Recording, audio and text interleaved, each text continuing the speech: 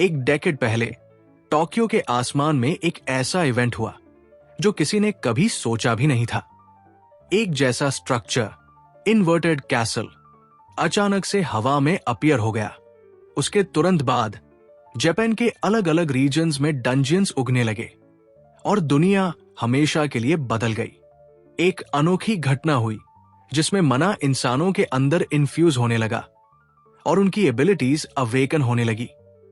इन लोगों को कहा गया टैलेंटेड, जो अपनी एबिलिटीज को ट्रेन करके मैजिशियंस बन सकते थे, डंजियन से लड़ सकते थे और ग्लोरी कमा सकते थे। सबसे दिलचस्प बात थी कि हर मेज की टैलेंट का रंग उसके मना के रंग से पता चलता था। हर किसी के पास एक ही रंग होता था जो उसकी प्रोफिशिएंसी को रिप्रेजेंट करता था, लेकिन कभी कभी म्यूटेशन होती थी और कुछ लोग डुअल कलर विल्डर्स भी निकलते थे। ये स्टोरी उसी रेयर केस में से एक पर आधारित है। प्रोटैगनिस्ट का छोटा भाई जिसका आउटफिट सच में चुराने का मन करे। नाम है कुरसाकी कई, एक डुअल कलर विल्डर जिसके पास ब्लू और रेड मना दोनों का कंट्रोल है। कई आत्मविश्वासी है और एक डरावने मॉन्स्टर के सामने खड़ा है। बैटल शुरू होती है। मॉन्स्टर कई को फाड़ देने के लिए लंच करता है, लेकिन ब्रो के लिए ये कुछ भी नहीं है। कई आसानी से अपनी पावर एक्टिवेट करता है और एक डीमोनिक लैंस स्ट्राइक कास्ट करता है। ये स्पीयर उसकी एनर्जी से चार्ज होती है और मॉन्स्टर की स्किन को आसानी से चीरकर एक ही बार में उसे खत्म कर देती है।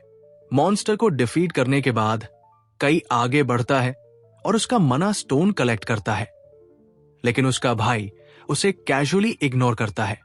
कई अपने बड़े भाई के सिर पर वो स्टोन फेंक देता है जैसे डॉग को ट्रीट फेंका हो और बोलता है, जो भी रिसोर्सेज मिले उठा लिया कर। इस वक्त तक कई लेवल 89 तक पहुंच चुका होता है, काफी हाई लेवल, जिसके कारण उसे पर्पल किंग का टाइटल मिलता है और वो दुनिया के सबसे ताकतवर मेजर्स में गिना जाने लगता है। लेकिन इसका उल्टा है हमारे प्रोटैगनिस्ट के केस में, जिसके पास ना टैलेंट है ना स्किल, सिर्फ बेइज्जती का गोल्ड मेडल। नाम है कुरसाकी रे द लेवल एक लूजर। रे एक जिद्दी बंदा है। पावर्स न होने के बावजूद वो डिटर्मिन्ड है मेज बनने के लिए। अभी के लिए वो पोर्टर का काम करता है। अपने भाई की पार्टी के साथ खतरनाक क्वेस्ट्स में जाता है, सिर्फ इस उम्मीद में कि कभी तो कोई मिरेकल हो और उसकी पावर्स अनलॉक हो जाए। अब की सिचुएशन पर आते हैं। पार्टी बॉस रूम तक पहुंच गई है और सब लोग चिल मूड में हैं। लग रहा है जैसे सब कुछ आसान होने वाला है। विशाल दरवाजे खुलते हैं। पार्टी अंधेरे में प्रवेश करती है, सराउंडिंग्स ऑब्जर्व करती है और तभी वो एक फिगर देखते हैं सामने जो थोड़ा ह्यूमन लाइक लगता है।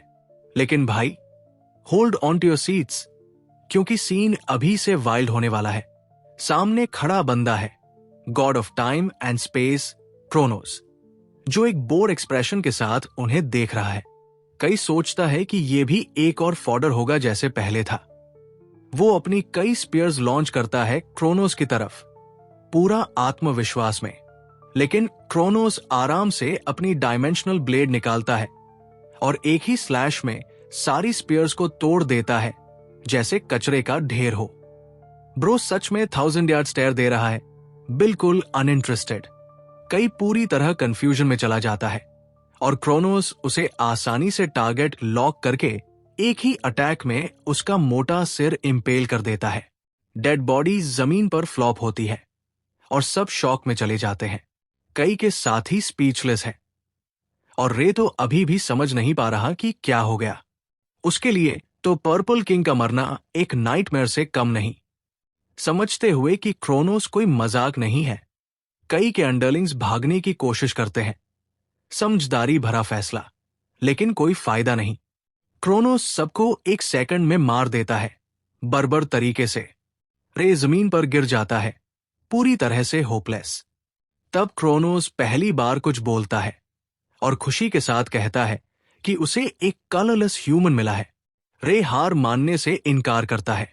वो अपने पूरे कॉन्फिडेंस को इकट्ठा करके खड़ा होता है, शरीर कांप रहा है, लेकिन गोल के लिए वो तैयार है। कलरलेस लड़का अपना वेपन एक गॉड के ऊपर पॉइंट करता है। अब इसे कहते हैं ब्रेवरी का लेवल 1000। क्रोनोस अम्यूज्ड है कि एक ऐसा कमजोर बंदा जो कुछ नहीं कर सकता वो उसके सामने खड़ा है, और तभी वो एक ट्रायल शुरू करता है। लेकिन नहीं, कोई आसान पावर अप नहीं मिलता। क्रोनोस सच में रे का शरीर रप्चर कर देता है।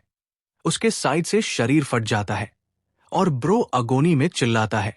क्रोनोस आराम से टाइम रिवाइंड करता है, रे को फिर से हील करके उसकी स्टार्टिंग पोजीशन पर लाता है और बोलता है, चल राउंड 2। इस बार Kronos hell fire flames of despair unleash करता है, एक ऐसी फायर जिसमें रे को धकेल दिया जाता है। सीन पूरी तरह से बैडएस है। क्रोनोस क्यूरियस है कि ये लड़का अब क्या करेगा। रे जानता है कि सामान्य अटैक से कुछ नहीं होगा। शायद अगर वो डायमेंशनल स्वॉर्ड इस्तेमाल करे, जो क्रोनोस ने उसके भाई को मारने के लिए इस्तेमाल की थी, तो कुछ चेंज हो। रे वो स्वॉर्ड उठाता है और आगे लंच करता है, फ्लेम्स को कट करके आगे बढ़ता है, लेकिन उसका फ्रेजाइल बॉडी पूरी तरह से जला हुआ होता है, दर्द से चिल्ला रहा है। क्रोनोस को उसकी परसिस्टेंस प्रभावशाली लगती है, लेकिन वो शॉक हो जाता है जब रे का वेपन उसके चेस्ट को पियर्स कर देता है। दैट्स राइट, कलरलेस लड़के ने एक गॉड को हिट किया, लेकिन क्रोनोस सिर्फ स्माइल करता है और टाइम को रिवाइंड करके रे को फिर से उसी जगह पर ले जाता है जहां से सब स्टार्ट हुआ था। जैसे ही क्रोनोस ने बोला कि उसे लड़के की हिम्मत देख के मजा आ गया, रे फाइनली समझ गया कि उसका गेम खत्म होने वाला है। वो थककर जमीन पे गिर जाता है, मन ही मन ये सोचता है कि शायद अब उसकी कहानी यही खत्म हो गई। डर और हार की फीलिंग्स उसके अंदर घुस जाती है और अंधेरा उसकी सोच को कंज्यूम कर लेता है। लेकिन उसके एक्सपेक्टेशन के बिल्कुल अपोजिट एक सिस्टम स्क्रीन उसके सामने फ्लैश होती है। लिखा होता है, presence of God of time and space has unleashed your black skill seal. रे लिटरली फ्रीज हो जाता है। क्रोनोस भी कंफ्यूज हो जाता है कि ये क्या सीन है।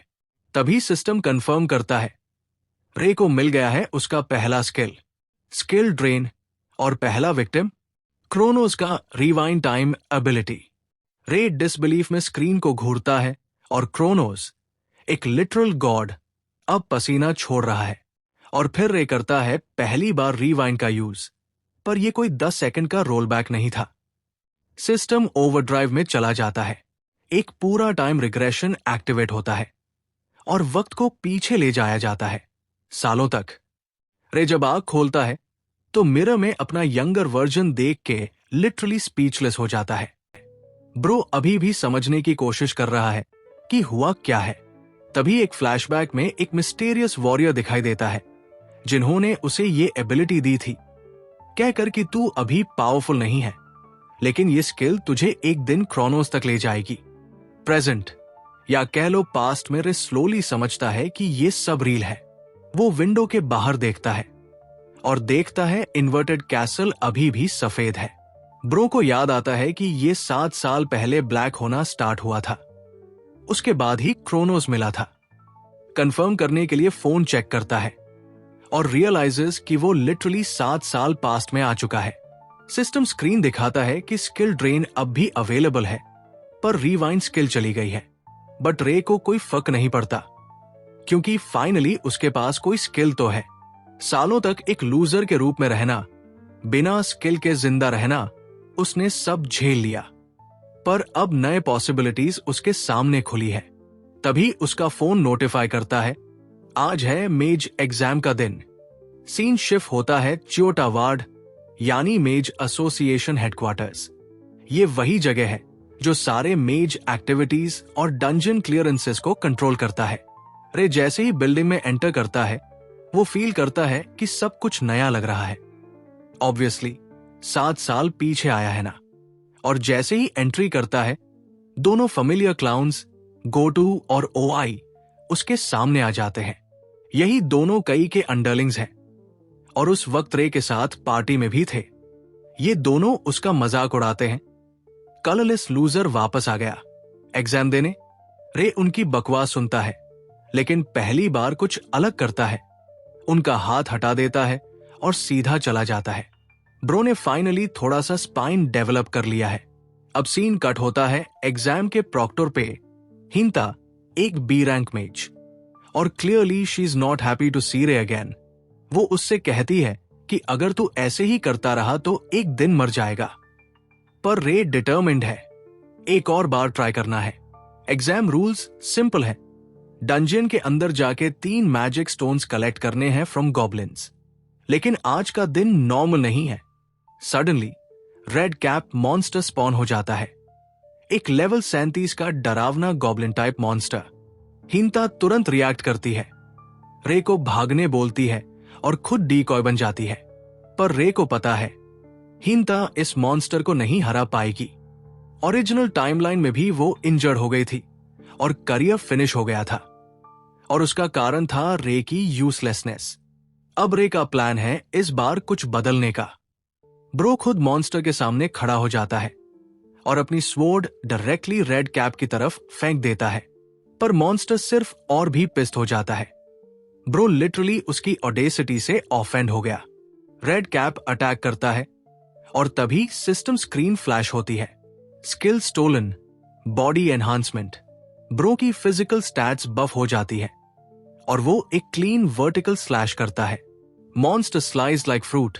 ता शॉक में पड़ जाती है कि ये वही वीक लड़का एक हाई लेवल मॉन्स्टर को सिंगल स्ट्राइक में हरा गया। Ray meanwhile thinking skill drain is OP as hell. पर अब प्रॉब्लम यह है कि हिंता क्वेश्चंस पे क्वेश्चंस पूछने वाली है और रे के पास कोई जवाब नहीं। गैसलाइट करने की कोशिश करता है, बोलता है कोइंसिडेंस था, लेकिन स्वेट तो ऑलरेडी चल रहा है।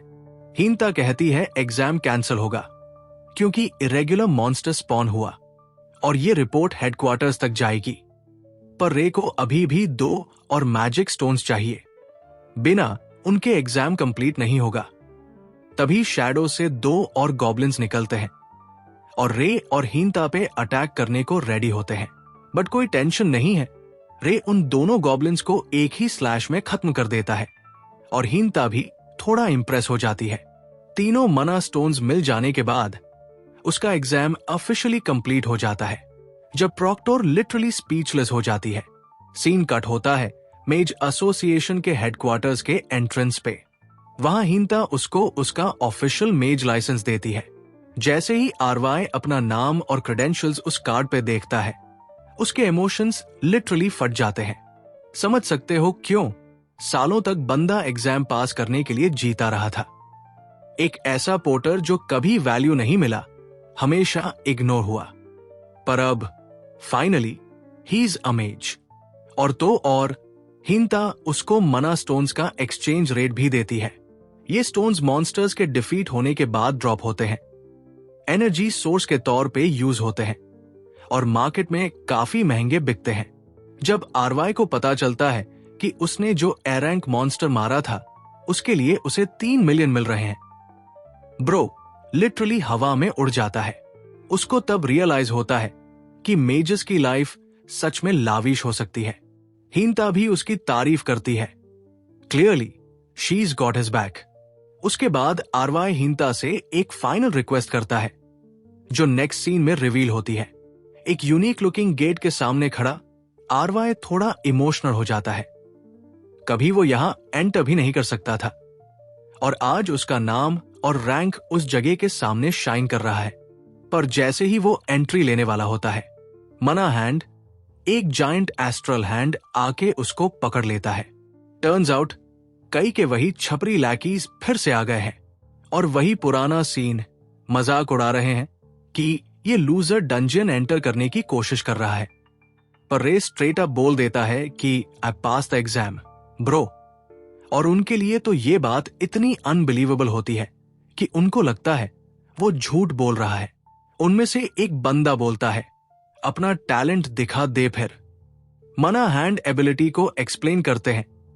ये कंप्रेस्ड मना होता है जो फिजिकल फॉर्म में आता है, इसलिए रे उससे इजीली फ्री नहीं हो पाता। बट हां, उसके लेग्स फ्री है। सो ब्रो क्या करता है, सुपर स्पीड से जंप करके एक डायरेक्ट हेडबट मारता है सामने वाले की नाक पे और स्किल ड्रेन एक्टिवेट हो जाता है। रे सक्सेसफुली मना हैंड चुरा लेता है और तुरंत अपने वर्जन से उस क्लाउन को पकड़ लेता है। Table turned baby. और जब दूसरा बंदा अपना सा फायरबॉल फेंकता है, रे उसे एक्सट्रीम बॉडी एनहांसमेंट से ब्लॉक करता है, एक गोल्डन ग्लोइंग ऑरा के साथ। फिर क्या, ड्रैगन बॉल जेड पंच सीधा दीवार पे चिपका देता है। दोनों के दोनों इडियोटिक गूंस शॉक में आ जाते हैं। उनको लगता है रे कोई डुअल कलर यूजर है, पर ब्रो कैजुअली इनकार करता है और एक फायर बॉल क्रिएट करता है। गेस व्हाट, एक और कलर भी मिला है, कहता है रे, और फायर बॉल उनके पास फेंक देता है, उनको चौंकाने के लिए। और जब दोनों रियलाइज करते हैं कि उनका बैंड बज चुका है, they do the only thing they are good at, भाग जाते हैं चूहों की तरह। लेकिन असली दिक्कत है रे का भाई, द पर्पल किंग। अगर उसको पता चल गया कि रे ने पावर्स अनलॉक कर ली है, तो कई डेफिनेटली उसको हंट करेगा। और क्योंकि कई ऑलरेडी लेवल 50 पे है, ही इज नो जोक। इसलिए अभी के लिए रे सिर्फ एक चीज पे फोकस कर रहा है, level up. He starts solo diving in a dungeon, नए स्किल्स सीखने और मना पूल एक्सपैंड करने के लिए। पर जैसे ही वो एक्सप्लोर करता है, एक स्केयरक्रो लुकिंग मॉन्स्टर सामने आ जाता है। ये है फ्लेम विजर्ड, लेवल 38 का बीस्ट। अभी आरवाई के पास सिर्फ एक फायर बॉल बनाने का मना है। वो अपनी तरफ से एक फायर बॉल बनाता है, पर मॉन्स्टर तो चारों तरफ से फायर बॉल्स बरसा रहा है। रे एक फायर बॉल को काउंटर करता है, बट बाकी सबसे उसको डॉज करना पड़ता है। वो समझ जाता है कि ये बैटल डायरेक्ट फाइट से नहीं जीती जा सकती। बट एक बात तो क्लियर है, हर मॉन्स्टर के पास एक ओपनिंग होती है। तो वो क्लोज रेंज में जाकर मॉन्स्टर पे एक माइक टाइसन पंच देता है, और उसी मोमेंट उसका स्किल ड्रेन एक्टिवेट हो जाता है। फ्लेम विजर्ड की मेन अटैक एबिलिटी फायरबॉल रे उससे चुरा लेता है। अब मॉन्स्टर स्पेल कास्ट करना चाहता है, बट स्किल चली गई। रे उसी फायरबॉल से उसको घेर के हरिकेन ऑफ फ्लेम्स में बदल देता है, और बैटल खत्म। इस विन के बाद रे का लेवल एकदम से 8 से 12 तक चला जाता है। फिर एक और फ्लेम विजर्ड, रेड कैप और एक लिजर्ड वॉरियर को मार के वो लेवल 27 तक पहुंच जाता है। पर जैसे जैसे लेवल बढ़ता है, प्रोग्रेस स्लो होने लगती है। अब नेक्स्ट टारगेट है लेवल 30। तो उसके लिए रे सीधा डंजन के बॉस रूम तक जाता है, और वहां उसके सामने आता है एक बड़ा बैडेज monster, skull demon, green aura के साथ, अपने हाई लेवल इम्स के साथ। रे तुरंत समझ जाता है कि this one's gonna be tough, क्योंकि अब रे डायरेक्ट फाइट में कई सारे हाई लेवल अपोनेंट्स के सामने खड़ा है। उसके पास जीतने का एक ही तरीका है, उनके स्किल्स को चुराना। अपनी बॉडी एनहांसमेंट को फुल पावर में डाल के भाई सीधा बॉस मॉन्स्टर की तरफ ब्लिट्ज करता है, एक जबरदस्त पंच थ्रो करता है, लेकिन उसकी आंखें फटी रह जाती हैं, क्योंकि स्कल डीमन हिलता तक नहीं। वो पंच उस तक पहुंचता ही नहीं, कोई बैरियर उसे रोक लेता है। रे तुरंत डिस्टेंस ले लेता है और नोटिस करता है कि मॉन्स्टर के चारों तरफ एक हेक्सागोनल शील्ड बना हुआ है। जैसे उसने सस्पेक्ट किया था, ये मना बैरियर एक बड़ी प्रॉब्लम है, और इस वजह से वो अपना स्किल ड्रेन यूज नहीं कर सकता। इसका मतलब ये मॉन्स्टर एक टफ मैचअप है। स्कल डीमन एक शैतानी बैटल क्राई मार के फुल स्पीड में रे की तरफ दौड़ता है। भाई थोड़ा हिलता है उसकी स्पीड से, लेकिन वो अटैक उससे 1 इंच दूर मिस हो जाता है। अब रे रियलाइज करता है कि नॉर्मल तरीके से कुछ नहीं होने वाला। अब लास्ट रिसोर्ट का टाइम आ गया है। बैरियर को तोड़ने के लिए उसको कुछ अलग अप्रोच चाहिए, और वहीं पे उसकी नजर पड़ती है फ्लाइंग इम्स पे। क्योंकि रे खुद इतना स्ट्रांग नहीं है, लेकिन वो कुछ और कर सकता है। तो भाई एक फ्लाइंग इम्प पे अटैक करता है, सॉलिड पंच, और उसका स्किल चुरा लेता है, आइस नीडल। फिर एक फायरबॉल के साथ पहले इम्प को भून देता है, दूसरे इम्प को आइस नीडल से सीधा गिरा देता है। अब डिस्ट्रैक्शंस खत्म हो चुकी है, और रे का ध्यान सीधा बॉस मॉन्स्टर पे है। लेकिन स्कल डीमन तो इम्प को फिर से रिजमन कर देता है, लेकिन यही तो रे चाहता था। एक और इम्प का काम तमाम करके रे लेवल 28 रीच करता है, और इसी के साथ सिस्टम उसे नोटिफाई करता है कि अब उसके पास स्किल सिंथेसिस एक्टिवेट करने का क्वालिफिकेशन है। यही तो उसका पूरा प्लान था।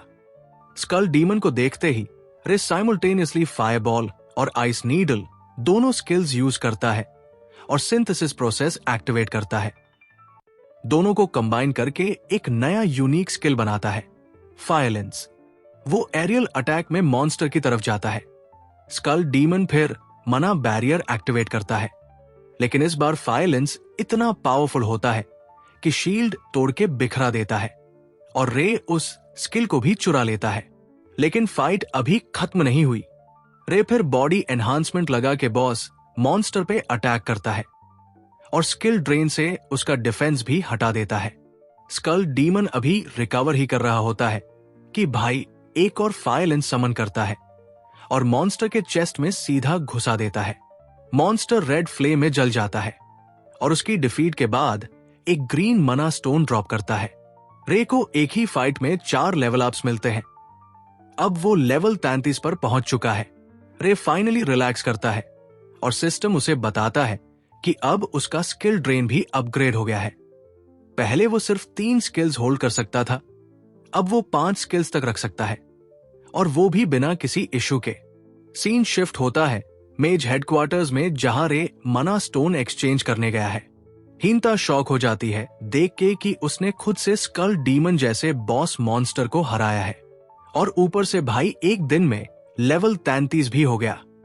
रे फिर से अपनी स्टैंडर्ड थोड़ा लक था बस वाली लाइन बोलता है, लेकिन हीनता क्लियरली बोल देती है, ब्रो इतना लक तो $1 बिलियन मिलने पे भी नहीं होता। वो उसे गुड न्यूज भी देती है, क्योंकि अब रे लेवल 30 क्रॉस कर चुका है, तो बिना किसी एक्स्ट्रा कंडीशन के वो बी रैंक मेज ऑफिशियली बन गया है। सब ठीक चल रहा होता है, तभी पीछे से एक जाने पहचाने आवाज आती है। रे लिटरली फ्रीज हो जाता है। उसका भाई कई आ जाता है। कई यकीन नहीं करता कि उसका लूजर भाई बी रैंक बन गया।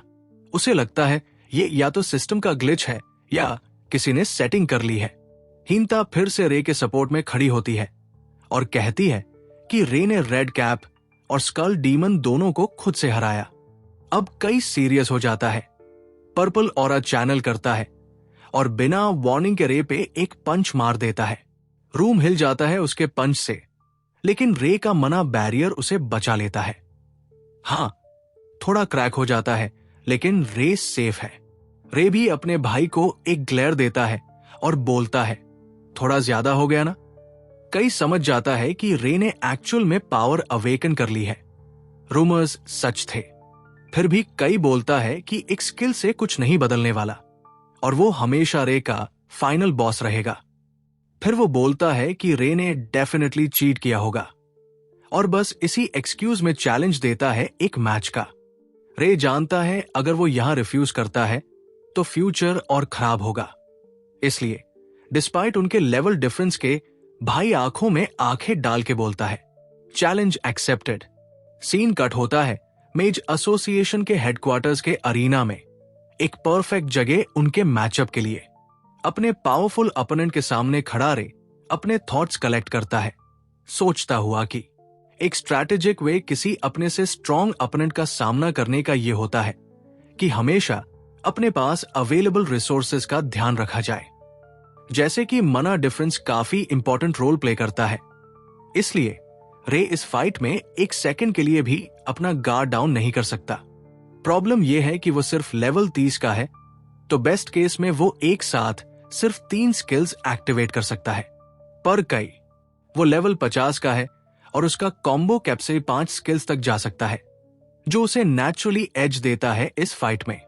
इसका मतलब ये बैटल हेड ऑन फाइट नहीं हो सकती, क्योंकि रे लिटरली अपने भाई के मना पूल को बीट नहीं कर सकता बिना खुद थक जाने के। इसलिए उसका अप्रोच ये है कि किसी और तरीके से उनका गैप क्लोज किया जाए। बैटल तुरंत शुरू हो जाता है, जहां हमारा लड़का अपना पहला अटैक करता है आइस नीडल्स के फॉर्म में। वही दूसरी तरफ कई बिल्कुल अनफेज्ड है और अपनी साइड से 4 फायर बॉल्स क्रिएट करता है। दोनों अटैक्स एक दूसरे से टकराते हैं और जैसी ही आइस नीडल्स फायर बॉल से क्लैश करते हैं, एक एक्सप्लोजन होता है। मैं एक्चुअली एक्सपेक्ट कर रहा था कि कई ये क्लैश जीतेगा, लेकिन ये देखकर सरप्राइज होता हूं कि रे ऑलरेडी ऑफेंसिव मोड में है। अपनी बॉडी एनहांसमेंट स्किल की वजह से वो जल्दी से दोनों के बीच का डिस्टेंस कम करता है। क्लोज कॉम्बैट में अपने अपोनेंट को ओवरवेल्म करने की कोशिश करता है। ये कई को शॉक कर देता है, क्योंकि इससे कंफर्म होता है कि उसका भाई भी एक डुअल कलर विल्डर है। इंटरेस्टिंग पार्ट यह है कि रे का ये लंज एक कैलकुलेटेड अप्रोच है। उसे पता है कि कई ने 4 फायरबॉल्स में अपना मना एग्जॉस्ट कर दिया है, तो अब उसके पास सिर्फ एक और स्किल यूज करने का चांस होगा। तो न सिर्फ रे बॉडी एनहांसमेंट यूज करता है, बल्कि फायर लैंड्स भी एक्टिवेट करता है। यानी एक साथ 3 स्किल्स एक्टिवेट करके वो बेसिकली गारंटी करता है कि अगर अटैक हिट हो गया तो जीत उसकी होगी। अब कई अस्टॉनिश्ड है ये देखकर कि उसका भाई न सिर्फ 2 बल्कि 3 स्किल्स एक साथ कमांड करता है, पर डिस्पेयर करने के बजाय उसके चेहरे पर एक स्माइल आ जाती है, जैसे कि इससे कोई फर्क नहीं पड़ता। जैसे ही रे उसके फेस के पास आता है, कई फायरबॉल एक्टिवेट करता है और इंपैक्ट से रे को दूर उड़ा देता है। ये वही पार्ट है जो रे खुद भी समझ नहीं पाता। वो सिंगल फायरबॉल उसकी फायलेंस को मैच कर लेती है और ओवरपावर भी कर देती है, जो कि इम्पॉसिबल होना चाहिए था। एरोगेंट कई फाइनली समझता है कि उसका भाई इतना कॉन्फिडेंट क्यों था इस बैटल में, क्योंकि वो एक कलरलेस यूजर है जिसे लगा था ये आसान होगा। पर डिफरेंस सिंपल है, उनके लेवल्स काफी अलग है। अब उसकी बारी है रे को ओवरपावर करने की, तो वो एक बंच फायरबॉल्स उसकी तरफ फेंकता है। रे उन फायरबॉल से बचता है जितना तेज हो सकता है और डिस्टेंस से रिटेलिएट करता है एक और फायर लैंड्स अटैक के साथ। कहना पड़ेगा, स्टोरी सिंपल होने के बावजूद मुझे आर्ट स्टाइल पसंद आ रही है, जो डिफरेंट एबिलिटीज दिखाता है। वही पर्पल किंग बिल्कुल भी इंटिमिडेटेड नहीं होता और सिंपल अपने फायरबॉल स्किल से अटैक काउंटर कर देता है। एक सिंगल फायरबॉल रे के फायर लैंड्स को डिस्ट्रॉय कर देता है और उस तक पहुंचने की एनर्जी भी होती है। थैंकफुली रे अपना मना बैरियर एक्टिवेट करता है अटैक ब्लॉक करने के लिए। पर ट्विस्ट ये है, उसका मना बैरियर भी कई के सिंपल फायरबॉल के सामने टिक नहीं पाता। इंपैक्ट से शील्ड टूट जाता है और रे शॉक से पीछे जा गिरता है। इस फाइट के हिसाब से उसका भाई उसको इजीली ओवरपावर कर रहा है बिना कोई एफर्ट लगाए। रे सीरियस पिंच में है, क्योंकि अब तक उसके सारे स्किल्स बेकार साबित हुए हैं। जब कई को लगता है कि उसकी विक्ट्री कंफर्म्ड है, वो अपने भाई को एक मौका देता है माफी मांगने का। उसका सिर्फ एक डिमांड है, रे उसके सामने घुटने टेक दे और मान ले कि उससे फाइट लेना गलती थी। अपनी फ्रस्ट्रेशन को अंदर लेकर रे रिफ्लेक्ट करता है कि उसकी सिचुएशन मुश्किल है, क्योंकि वो अपने स्किल्स या मना पूल के बारे में अब कुछ नहीं कर सकता। सरेंडर का थॉट उसके माइंड में आता है, पर फिर उसे वो जिंदगी याद आती है जो उसने 10 साल फ्यूचर में झेली थी। वो अपने पागल भाई का सिर्फ एक स्लेव था। ये याद उसके अंदर इतनी मोटिवेशन भर देती है कि वो बैटल कंटिन्यू करता है और अपनी ग्राउंड होल्ड करता है। वो जोर से चिल्लाकर कई की डिमांड्स को रिफ्यूज करता है। ये देखकर पर्पल किंग फ्यूरियस हो जाता है। वही कलरलेस और वीक भाई अब उसके सामने खड़ा हो रहा है। अब फुल पावर में जाने का डिसाइड करता है कई और अनलीश करता है अपना ओवरक्लॉक टेक्निक, जो उसके फायरबॉल स्किल को एम्पलीफाई करता है एक एक्सट्रीम लेवल तक, at the cost of spending his मना। फायरबॉल हाथ में लेकर कई दिखाता है एक किंग की ट्रू पावर। 10 फायरबॉल्स उसके आसपास अपीयर होते हैं, जो किसी भी अपोनेंट को ओवरपावर करने के लिए काफी है। रे ये टेक्निक देखकर समझ जाता है कि यही रीजन है कि उसका भाई दुनिया के स्ट्रॉन्गेस्ट मैजिशियंस में से एक है। बाकी किंग्स के मुकाबले में वो एक ही पॉइंट पे बहुत ज्यादा मना एक्सपेंड कर सकता है। ये उसकी स्पेशल टैलेंट है। पर डिफीट के फेस में खड़ा होकर भी रे कॉन्फेस करता है कि वह इसी स्किल का वेट कर रहा था। रे के सडन अनाउंसमेंट के बाद वो कॉन्फिडेंट मोशन के साथ आगे बढ़ता है। वो उस डेंजर की तरफ भागता है जहां से मोस्ट मैजिशियंस दूर भागते। अब ऑब्वियस फैक्ट ये है कि 10 hit fireball attack overclock technique का यूज करता है, पर एक कैच है। रे हवा में जंप करता है, जिसे देखकर कई उसे इडियट कहता है, क्योंकि उसने खुद को वर्स्ट पोजीशन में डाल दिया। इसी मोमेंट में कई अपने फायरबॉल्स की बैराज अनलीश करता है और उन्हें रे की तरफ भेजता है। यही मोमेंट है जिसका रे इंतजार कर रहा था। वो मना हैंड यूज करता है, एक एबिलिटी जो उसने कन्वीनियंटली अपने अपोनेंट से छुपा के रखी थी। मना हैंड ग्राउंड पे स्मैश करता है, जो कई को शॉक कर देता है ये देखकर कि उसका भाई 4 स्किल्स एक्टिवेट कर सकता है। रे के लिए ये मैटर नहीं करता कि फायर बॉल्स 10 है या 20, जब तक वो हिट नहीं हो रहा सब ठीक है। तो मना हैंड से, जो ग्राउंड से हुक्ड है, वो अपने बॉडी को एक स्पीडी मोशन में खींचता है, allowing him to get behind कई एग्जैक्टली जब उसकी एबिलिटी कूल डाउन में जाती है। इस क्रिटिकल मोमेंट में डिस्पाइट लेवल्स में डिफरेंस होने के बावजूद कई डिफेंसलेस होता है उस टेक्निक की वजह से जो उसने यूज की थी। तो हमारा लड़का उसको हिट करता है अपने old school catch these hands attack से, एरोगेंट किंग के वर्ल्ड व्यू को हिला के रख देता है और उसे ग्राउंड में क्रैश करा देता है। रे जेन्युइनली गोट है इस बात के लिए कि उसने फाइट करने का इतना स्मार्ट तरीका यूज किया। I am impressed. Icing on the cake ये है कि अब उसने कई का ओवरक्लॉक टेक्निक भी एक्वायर कर लिया है। इस स्किल के रे के इन्वेंट्री में होने से बैटल प्रैक्टिकली डिसाइडेड हो चुकी है, पर कई अभी तक कर्ज करता हुआ खड़ा है। हमारा लड़का थोड़ा सा वरीड है क्योंकि ये साइकोटिक मेज सच में उसे अभी के अभी मारने के मूड में लग रहा है, सिर्फ इसलिए क्योंकि रे ने उसे एक क्लीन हिट लैंड कर दिया। और वही करता है, अपने पर्पल मैजिक को आइसिकल लैंस में कोट करता है और एक्टिवेट करता है अपनी true skill the demon lens. ये स्किल एक्टिवेट होता देखकर रे जेन्युइनली टेरिफाइड है क्योंकि ये कई का बेस्ट स्किल है। प्रॉब्लम यह है कि उसे ये एक्सपेक्ट नहीं था कि उसका भाई इतनी जल्दी इस स्किल के बारे में जान चुका होगा। कई अपना डीमोनिक लैंस अपने भाई की तरफ फेंकता है, जो बैरली उसे डॉज कर पाता है। इस डीमोनिक लैंस की शेयर स्पीड और पावर रे के लिए काफी प्रॉब्लम्स क्रिएट कर रही है। और तो और ये बंदा और भी डीमोनिक लांसेस क्रिएट कर सकता है व्हेनेवर ही वांट्स।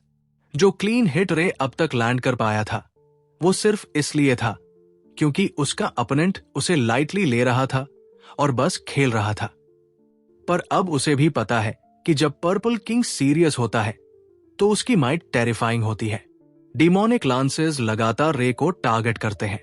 रे बैरली बचा हुआ है, हर लैंस को इवेड करता हुआ, ये जानते हुए कि वो कंप्लीटली आउटक्लास्ड है। उसकी बैक वॉल से टकराती है, लगता है एंड आ गया है। पर्पल किंग एग्जैक्टली उस पॉइंट पे उसे ले आया जहां वो चाहता था और उसके पास काफी मना है अपने भाई को फिनिश करने के लिए। बेस्ट एफर्ट में रे रिटेलिएट करता है एक फायर लैंस स्ट्राइक के साथ। ऑब्वियसली कई एक और डिमोनिक लैंस उसके अगेंस्ट भेजता है, जो मैसिव एक्सप्लोजन कॉज करता है दोनों लांसेस के कोलाइड होने पर। इंपैक्ट रे को अरीना की वॉल में क्रैश कर देता है और एक क्रेटर छोड़ देता है। वो प्रैक्टिकली अपनी लास्ट लिमिट पे खड़ा है जब कई उसे नीचा दिखाता है और याद दिलाता है कि वही पर्पल किंग के नाम से जाना जाता है और इसी वजह से उसे दुनिया के सबसे स्ट्रॉन्ग मैजिशियंस में से एक माना जाता है। और ये बात झूठ नहीं है, रे खुद भी जानता है अपने भाई के पावर्स के बारे में। तभी कई उसे टॉन्ट करता है, तू क्या बड़ा आया कुछ स्किल्स लेके। लेकिन इसी टॉन्ट के बीच रे को एक सडन रियलाइजेशन होती है, शायद वो अपने भाई का रॉ पावर या स्किल पूल मैच नहीं कर सकता, लेकिन वो कुछ और कर सकता है। वो पर्पल स्किल की ट्रू पावर को हार्नेस कर सकता है। अब तक वो सिर्फ 2 कलर्स का सिंथेसिस कर रहा था क्योंकि उसकी मना कैपेसिटी लिमिटेड थी। इस वजह से वो अपनी ट्रू पोटेंशियल को अनलॉक नहीं कर पाया था। लेकिन अब नहीं, रे लिटरली एक्टिवेट करता है ओवरक्लॉक टेक्निक और भाई उस वक्त वो मैजेस्टिक एज हेल लग रहा होता है। कई तुरंत शॉक हो जाता है कि उसका छोटा भाई उसी का टेक्निक यूज कर रहा है। अब रे ऑलरेडी अपनी मना यूसेज डबल कर चुका है और ऑब्जर्व करते ही कई को रियलाइज होता है कि रे ने एक upgraded version of skill synthesis unlock कर लिया है, एक ऐसा वर्जन जो किसी के पास नहीं है। इसका नाम है स्किल सिंथेसिस ब्लैक। यही था वो ट्रम्प कार्ड जो उसे चाहिए था। रे कॉन्फिडेंटली स्माइल करता है और कई के चेहरे पे टेंशन क्लियरली विजिबल है। उसका छोटा भाई अब मना कैपेसिटी में भी बढ़ गया है।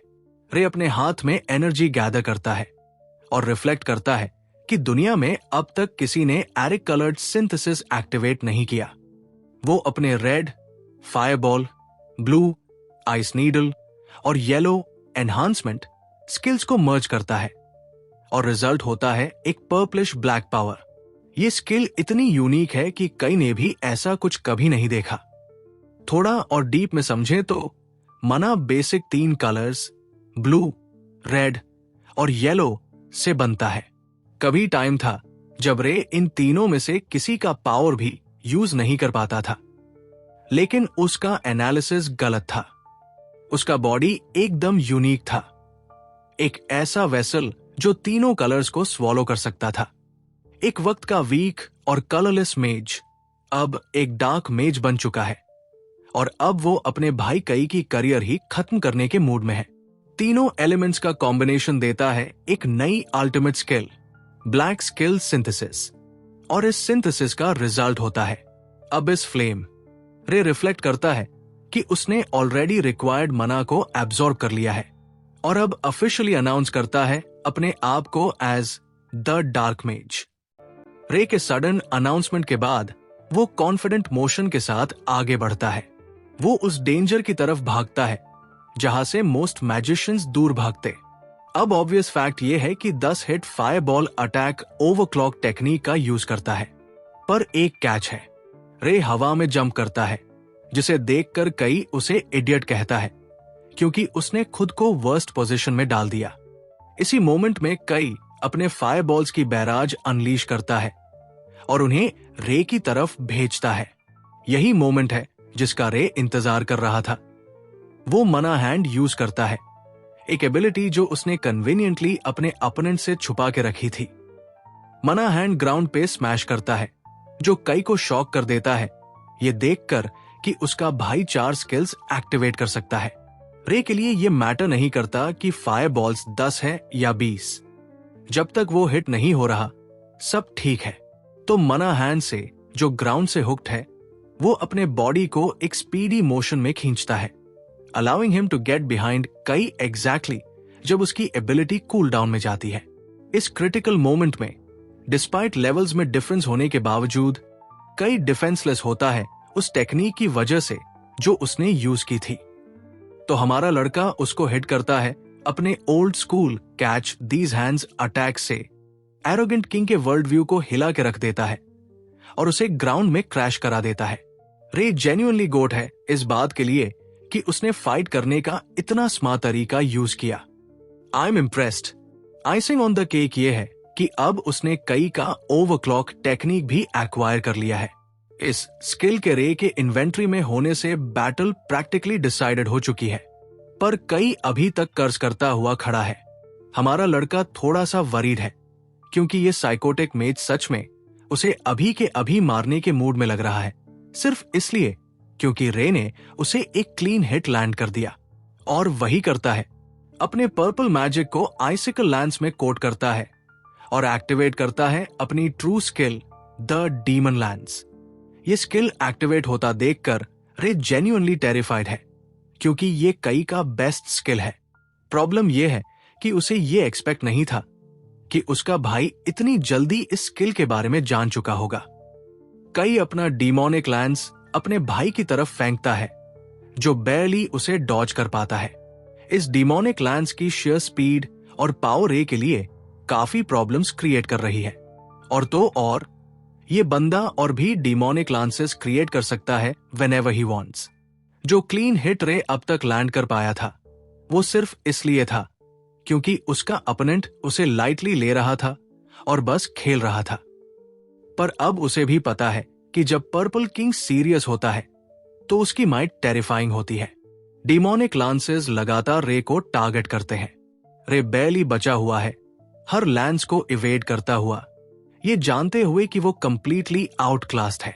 उसकी बैक वॉल से टकराती है, लगता है एंड आ गया है। पर्पल किंग एग्जैक्टली उस पॉइंट पे उसे ले आया जहां वो चाहता था और उसके पास काफी मना है अपने भाई को फिनिश करने के लिए। बेस्ट एफर्ट में रे रिटेलिएट करता है एक फायर लैंस स्ट्राइक के साथ। ऑब्वियसली कई एक और डीमोनिक लैंस उसके अगेंस्ट भेजता है जो मैसिव एक्सप्लोजन कॉज करता है दोनों लांसेस के कोलाइड होने पर। इंपैक्ट रे को अरीना की वॉल में क्रैश कर देता है और एक क्रेटर छोड़ देता है। वो प्रैक्टिकली अपनी लास्ट लिमिट पे खड़ा है जब कई उसे नीचा दिखाता है और याद दिलाता है कि वही पर्पल किंग के नाम से जाना जाता है और इसी वजह से उसे दुनिया के सबसे स्ट्रॉन्ग मैजिशियंस में से एक माना जाता है। और ये बात झूठ नहीं है, रे खुद भी जानता है अपने भाई के पावर्स के बारे में। तभी कई उसे टॉन्ट करता है, तू क्या बड़ा आया कुछ स्किल्स लेके? लेकिन इसी टॉन्ट के बीच रे को एक सडन रियलाइजेशन होती है, शायद वो अपने भाई का रॉ पावर या स्किल पूल मैच नहीं कर सकता, लेकिन वो कुछ और कर सकता है। वो पर्पल स्किल की ट्रू पावर को हार्नेस कर सकता है।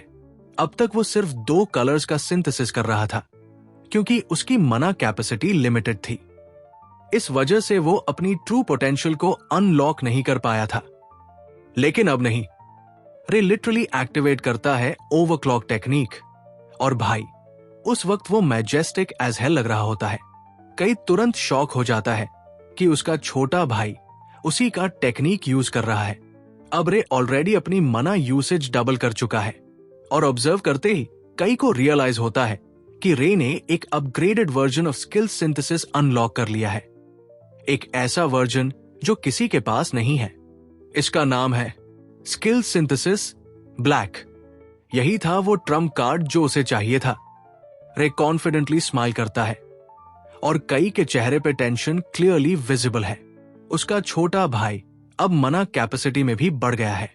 रे अपने हाथ में एनर्जी गैदर करता है और रिफ्लेक्ट करता है कि दुनिया में अब तक किसी ने एरिक कलर्ड सिंथेसिस एक्टिवेट नहीं किया।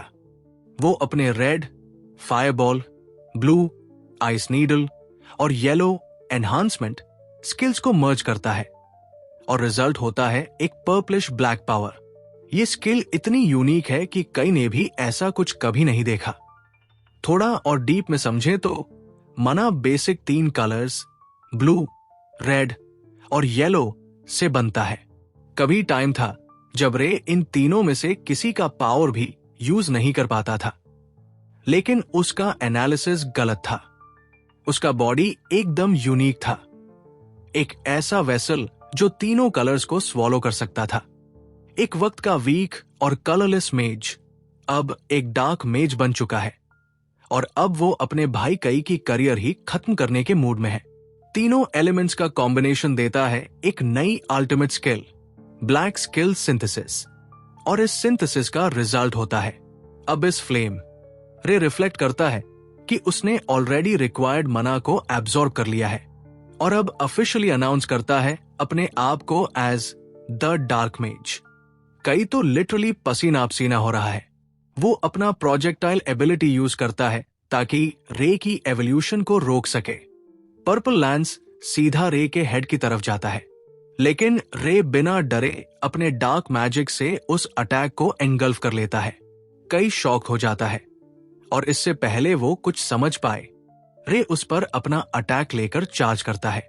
कई कॉर्नर्ड फील करता है, इसलिए वो अपना बड़ा प्रोजेक्टाइल अनलीश करता है। रे उस वक्त अपने हाथ में एक डार्क स्फेरिकल मैजिक बॉल बनाता है और फाइनली रिलीज करता है अपना पावरफुल स्किल अबिस फ्लेम। ये अटैक कई के जाइंट पर्पल लैंस से टकराता है। क्लैश सिर्फ कुछ सेकंड्स तक चलता है, फिर कई का स्पेल ओवरवेल्म हो जाता है। एक मैसिव पर्पल एक्सप्लोजन होती है और जब डस्ट सेटल होती है, सिर्फ रे खड़ा होता है। उसका बॉडी थोड़ा एग्जॉस्टेड है, ऑब्वियसली बैटल और नए पावर का स्ट्रेस है, लेकिन आउटकम क्लियर है। कई अनकॉन्शियस पड़ा है, जमीन पर गिर के लिटरली वुडन लॉग की तरह सो रहा है। रे खुद बिलीव नहीं कर पा रहा, उसने फाइनली अपने भाई को हरा दिया, चाहे वो कई का यंगर वर्जन ही क्यों ना हो। तभी सिस्टम स्क्रीन पॉप होती है और अनाउंस करता है कि अबिस फ्लेम अब ऑफिशियली उसके इन्वेंट्री में ऐड हो चुका है। यही प्रूफ है कि रे ने एक नया लेवल अचीव कर लिया है। जैसे ही बैटल खत्म होती है, प्रॉक्टर हिंता तुरंत अरीना में दौड़ती है और रे का हाल चेक करती है। फनी पार्ट यह है कि उसे कई की कोई चिंता नहीं, पूरा फोकस बस रे पे है। रे उसे थम्स अप देता है, मैं ठीक हूं।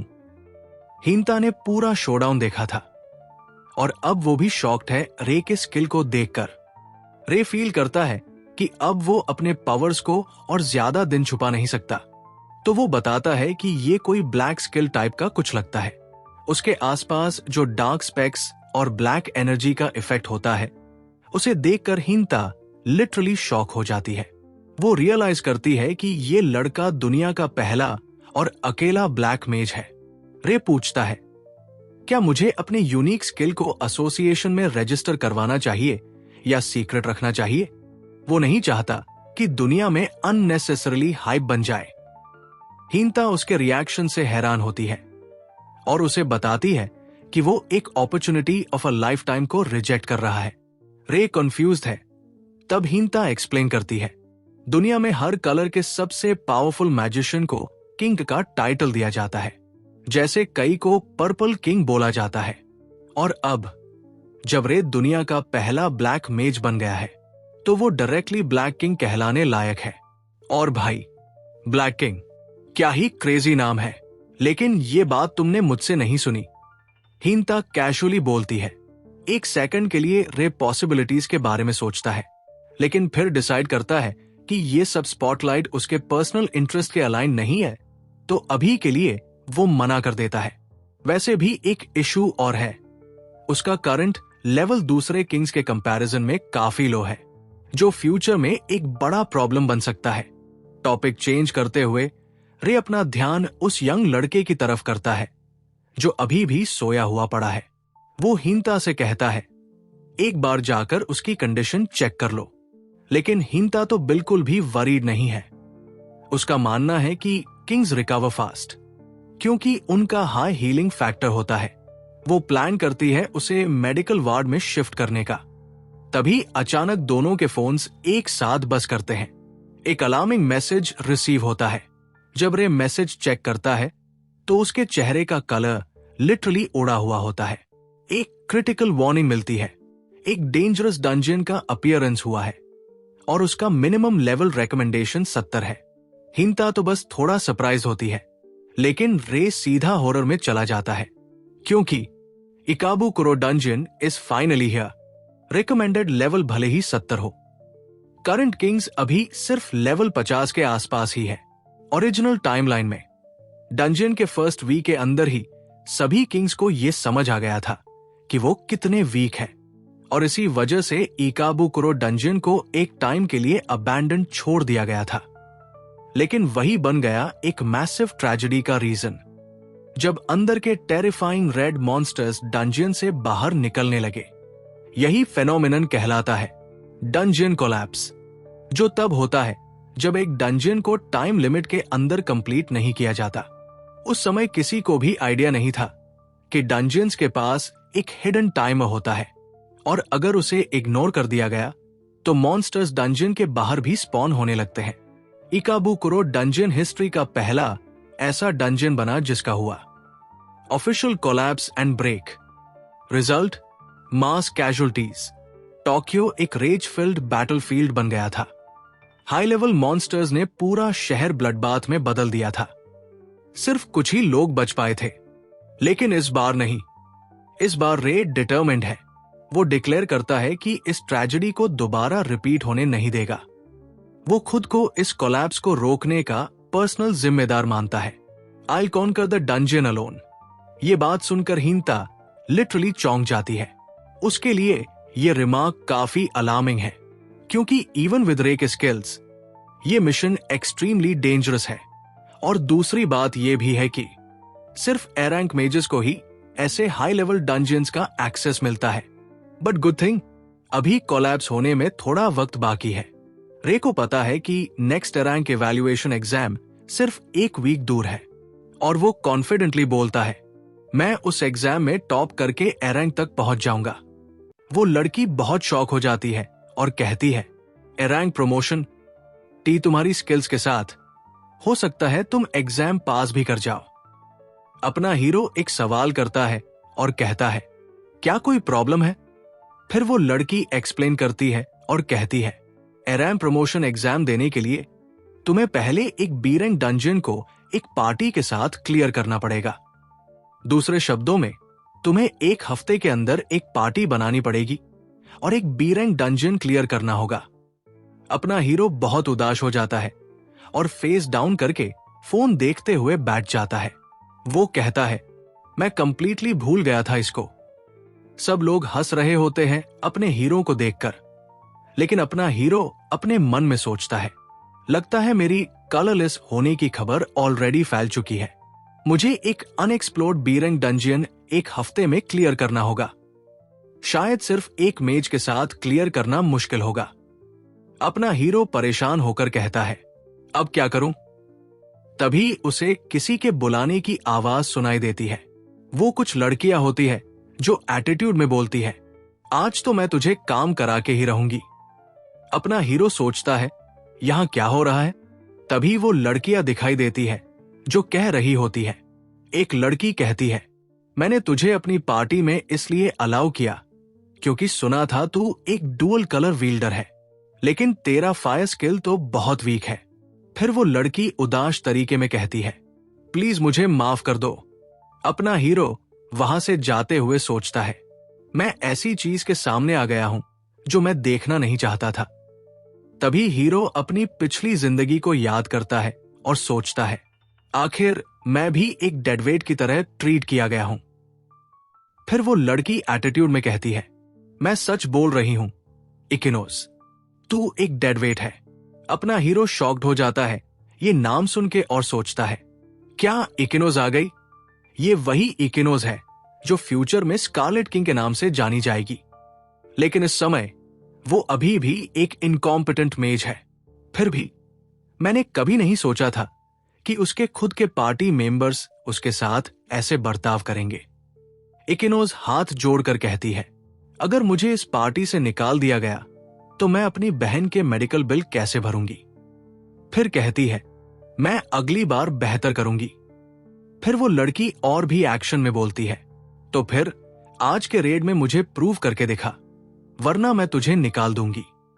इकिनोस कहती है, हां, मैं अपना बेस्ट दूंगी। फिर वो लड़कियां कहती है, ठीक है, फिर तो हमारे साथ चलो। अपना हीरो सोचता है, क्या यह सही होगा? जाते वक्त सोचता है, इकिनोस कुछ सालों में स्कारलेट किंग बनेगी। उस लेवल तक पहुंचने से पहले उसे कई मुश्किलें झेलनी पड़ेंगी। अगर मुझे सही याद है तो उस वक्त के आसपास एक इंसिडेंट भी होता है। बॉस बैटल में उसे भारी चोट लगती है और वो कुछ साल तक कोमा में चली जाती है। फिर हीरो शॉक्ड हो जाता है और सोचता है, रुको एक मिनट, क्या हो सकता है कि वो इंसिडेंट आज ही हो? अभी तक कंफर्म नहीं है, लेकिन लग रहा है कि कुछ तो अजीब है, उसमें मुझे जल्दी करनी होगी। अब सीन दिखाया जाता है एक डंजन का जहां 4 लड़कियां होती है। उसी डंजन में दुल्हन लेवल 45 भी होता है। फिर एक लड़की क्रीपी तरीके से हंसी के साथ कहती है, मेरे पास एक आइडिया है। वो लड़की इकिनोस को डक्का मार के कहती है, तुझे इससे अकेले लड़ना होगा। इकिनोस बहुत डर के साथ कहती है, बट मैं अकेले दुल्हन को नहीं हरा सकती। फिर वो लड़की कहती है, तो मैं तुझे पार्टी से निकाल दूंगी। इकिनोस पसंद नहीं करती ये बात और कहती है, ऐसा मत करो। तभी वो लड़की और एटीट्यूड में बोलती है, तो फिर अपना बेस्ट दो। तू ये अपनी छोटी बहन के लिए कर रही है, राइट? इकिनोस गुस्से में आकर पलट के कहती है, समझ गई। फिर वो एक फायरबॉल बनाती है और मॉन्स्टर को हिट करती है, लेकिन मॉन्स्टर पर कोई असर नहीं होता। वो बिल्कुल नॉर्मल रहता है। ये देखकर इकिनोस डर जाती है और कहती है, मेरा फायरबॉल काम नहीं कर रहा, अब मैं क्या करूं? तभी मॉन्स्टर जंप करता है और इकिनोस पर अटैक करता है, लेकिन इकिनोस साइड में हटती है और बच जाती है। अटैक के एक्सप्लोजन की वजह से इकिनोस दूर गिर जाती है। जब तक वो कुछ समझ पाती, मॉन्स्टर उसके पास आकर अटैक करता है। इकिनोस सोचती है, मुझे लगा ही था मैं मर जाऊंगी, मैं इसे हैंडल नहीं कर सकती, और वो आंखें बंद कर लेती है। तभी कोई जोर से चिल्लाता है, एक्सट्रीम बॉडी एनहांसमेंट, और मॉन्स्टर का अटैक तलवार से रोक देता है। अरे, ये अपना हीरो होता है। इकिनोस शॉक्ड हो जाती है उसे देखकर, जो एक झटके में बीच में आ जाता है। अपने हीरो का शरीर गोल्डन ऑरा से कवर हो जाता है और वो मॉन्स्टर को दूर फेंक देता है। मॉन्स्टर ग्राउंड पर गिर जाता है। इकिनोस उस हीरो को देख रही होती है। रे तुरंत इकिनोस की तरफ मुड़ता है। एंग्शियस होकर पूछता है कि वो ठीक है या नहीं। रे फिर से जल्दी से पूछता है। उसकी कंसर्न क्लियरली दिख रही होती है। लीड वुमन शॉक में देखती है, सोचती है ये मिस्टीरियस न्यूकमर कौन है। उसका इंटरनल मोनोलॉग बताता है कि दुल्हन एक एक्सट्रीमली हैवी टाइप का मॉन्स्टर है। इकिनोजो में उसे देखती रहती है, हैरान होती है कि रे ने सिर्फ एक स्वॉर्ड स्ट्राइक में क्रीचर को उड़ा दिया। दुल्हन रिकवर करके चार्ज करता है और सीधा अपनी ब्लेड रे की तरफ स्विंग करता है। रे अपनी जगह पर खड़ा रहता है, समझता है कि उसका पहला अटैक बीस्ट को हराने के लिए काफी नहीं था। वो एनिमी का एनालिसिस करता है और डिड्यूस करता है कि उसकी आर्मोर को एक स्ट्रेंथनिंग स्किल ने एनहांस किया है जो नॉर्मल अटैक्स को ब्लॉक करती है। रे एक एजाइल लीप लेता है, साइड में हटकर नई स्ट्रैटेजी बनाता है। वो डिक्लेयर करता है कि अगर वो स्किल को तोड़ नहीं सकता तो उसे चुरा लेगा और आर्मोर को नलिफाई करेगा। रे के अंदर से डार्क एनर्जी के वर्बल टेंड्रल्स निकलते हैं जब वो स्किल ड्रेन अनलीश करता है, लेकिन उसकी सरप्राइज के लिए स्किल एक्टिवेट ही नहीं होती। दुल्हन अपना अटैक कंटिन्यू करता है, रे को स्लाइड बैक करने पर मजबूर करता है जब वो एक और हैवी ब्लो को पैरी करता है। इकिनोज एंग्शियस होकर पूछती है कि क्या वो ठीक है, और रे कंफर्म करता है कि उसने स्ट्राइक ब्लॉक कर लिया। रे समझता है कि दुल्हन की आर्मोर को बाईपास करने के लिए उसे डायरेक्टली क्रीचर के इंटरनल बॉडी को टारगेट करना पड़ेगा। एक फियर्स रोर के साथ दुल्हन अपनी बड़ी ब्लेड फिर से स्विंग करता है। वो ग्राउंड पे टकराता है और एक torrent of destructive green energy रे की तरफ भेजता है। रे तुरंत इकिनोज को पीछे खींचता है, उसे प्रोटेक्ट करते हुए। वो एक मैजिक बैरियर कास्ट करता है जो इनकमिंग ब्लास्ट को ब्लॉक करने के लिए एक पावरफुल शील्ड बनाता है। बाकी पार्टी मेंबर्स दूर से ये कॉन्फ्रंटेशन देखते हैं।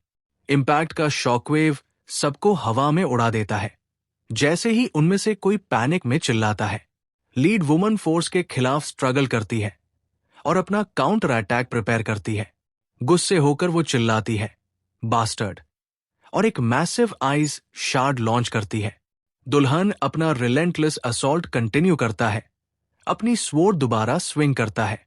उसकी ग्रीन एनर्जी वेव और लीड वुमन के आइस मैजिक टकराकर वायलेंटली कोलाइड करती है। आइस स्पेल तुरंत ही मॉन्स्टर के अटैक की सुपीरियर पावर के सामने शैटर हो जाता है। लीड वुमन डिसबिलीफ में देखती है जैसे उसका मैजिक फेल हो गया हो।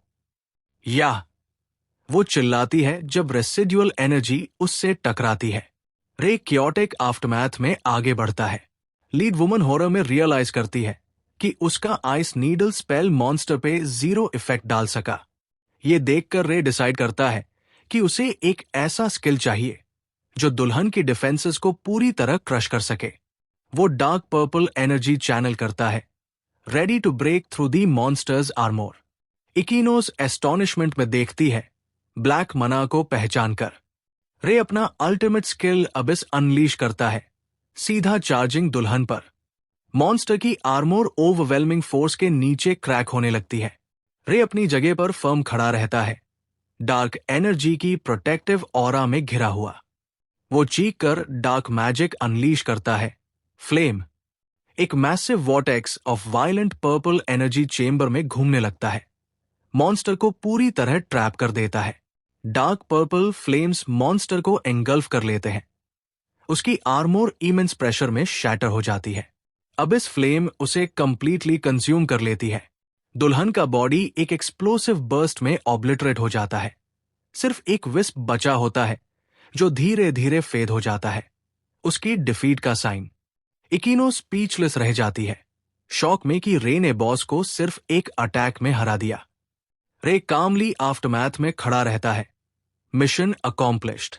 इकिनोस कॉशियसली उसकी तरफ आती है, वो करके सिंसियरली थैंक करती है उसकी लाइफ बचाने के लिए। रे मना स्टोन एग्जामिन करता है जो बॉस ने ड्रॉप किया था। कैजुअली कहता है कि उसे इसका वीकनेस पहले से पता था। इकिनोस रिलीफ और ग्रैटिट्यूड के साथ स्माइल करती है। पास में लीड वुमन और उसकी पार्टी मेंबर्स स्लोली होश में आते हैं, कंफ्यूज्ड होते हुए। रे को देखकर लीड वुमन रियलाइज करती है कि वो उसकी सोच से भी ज्यादा स्ट्रांग है, एक ग्रीडी सिनिस्टर स्माइल उसके फेस पे आती है। वो डिसाइड करती है कि रिवॉर्ड उसका होगा। लीड वुमन खड़ी होती है और रे और इकिनोस को रोककर कहती है, वेट।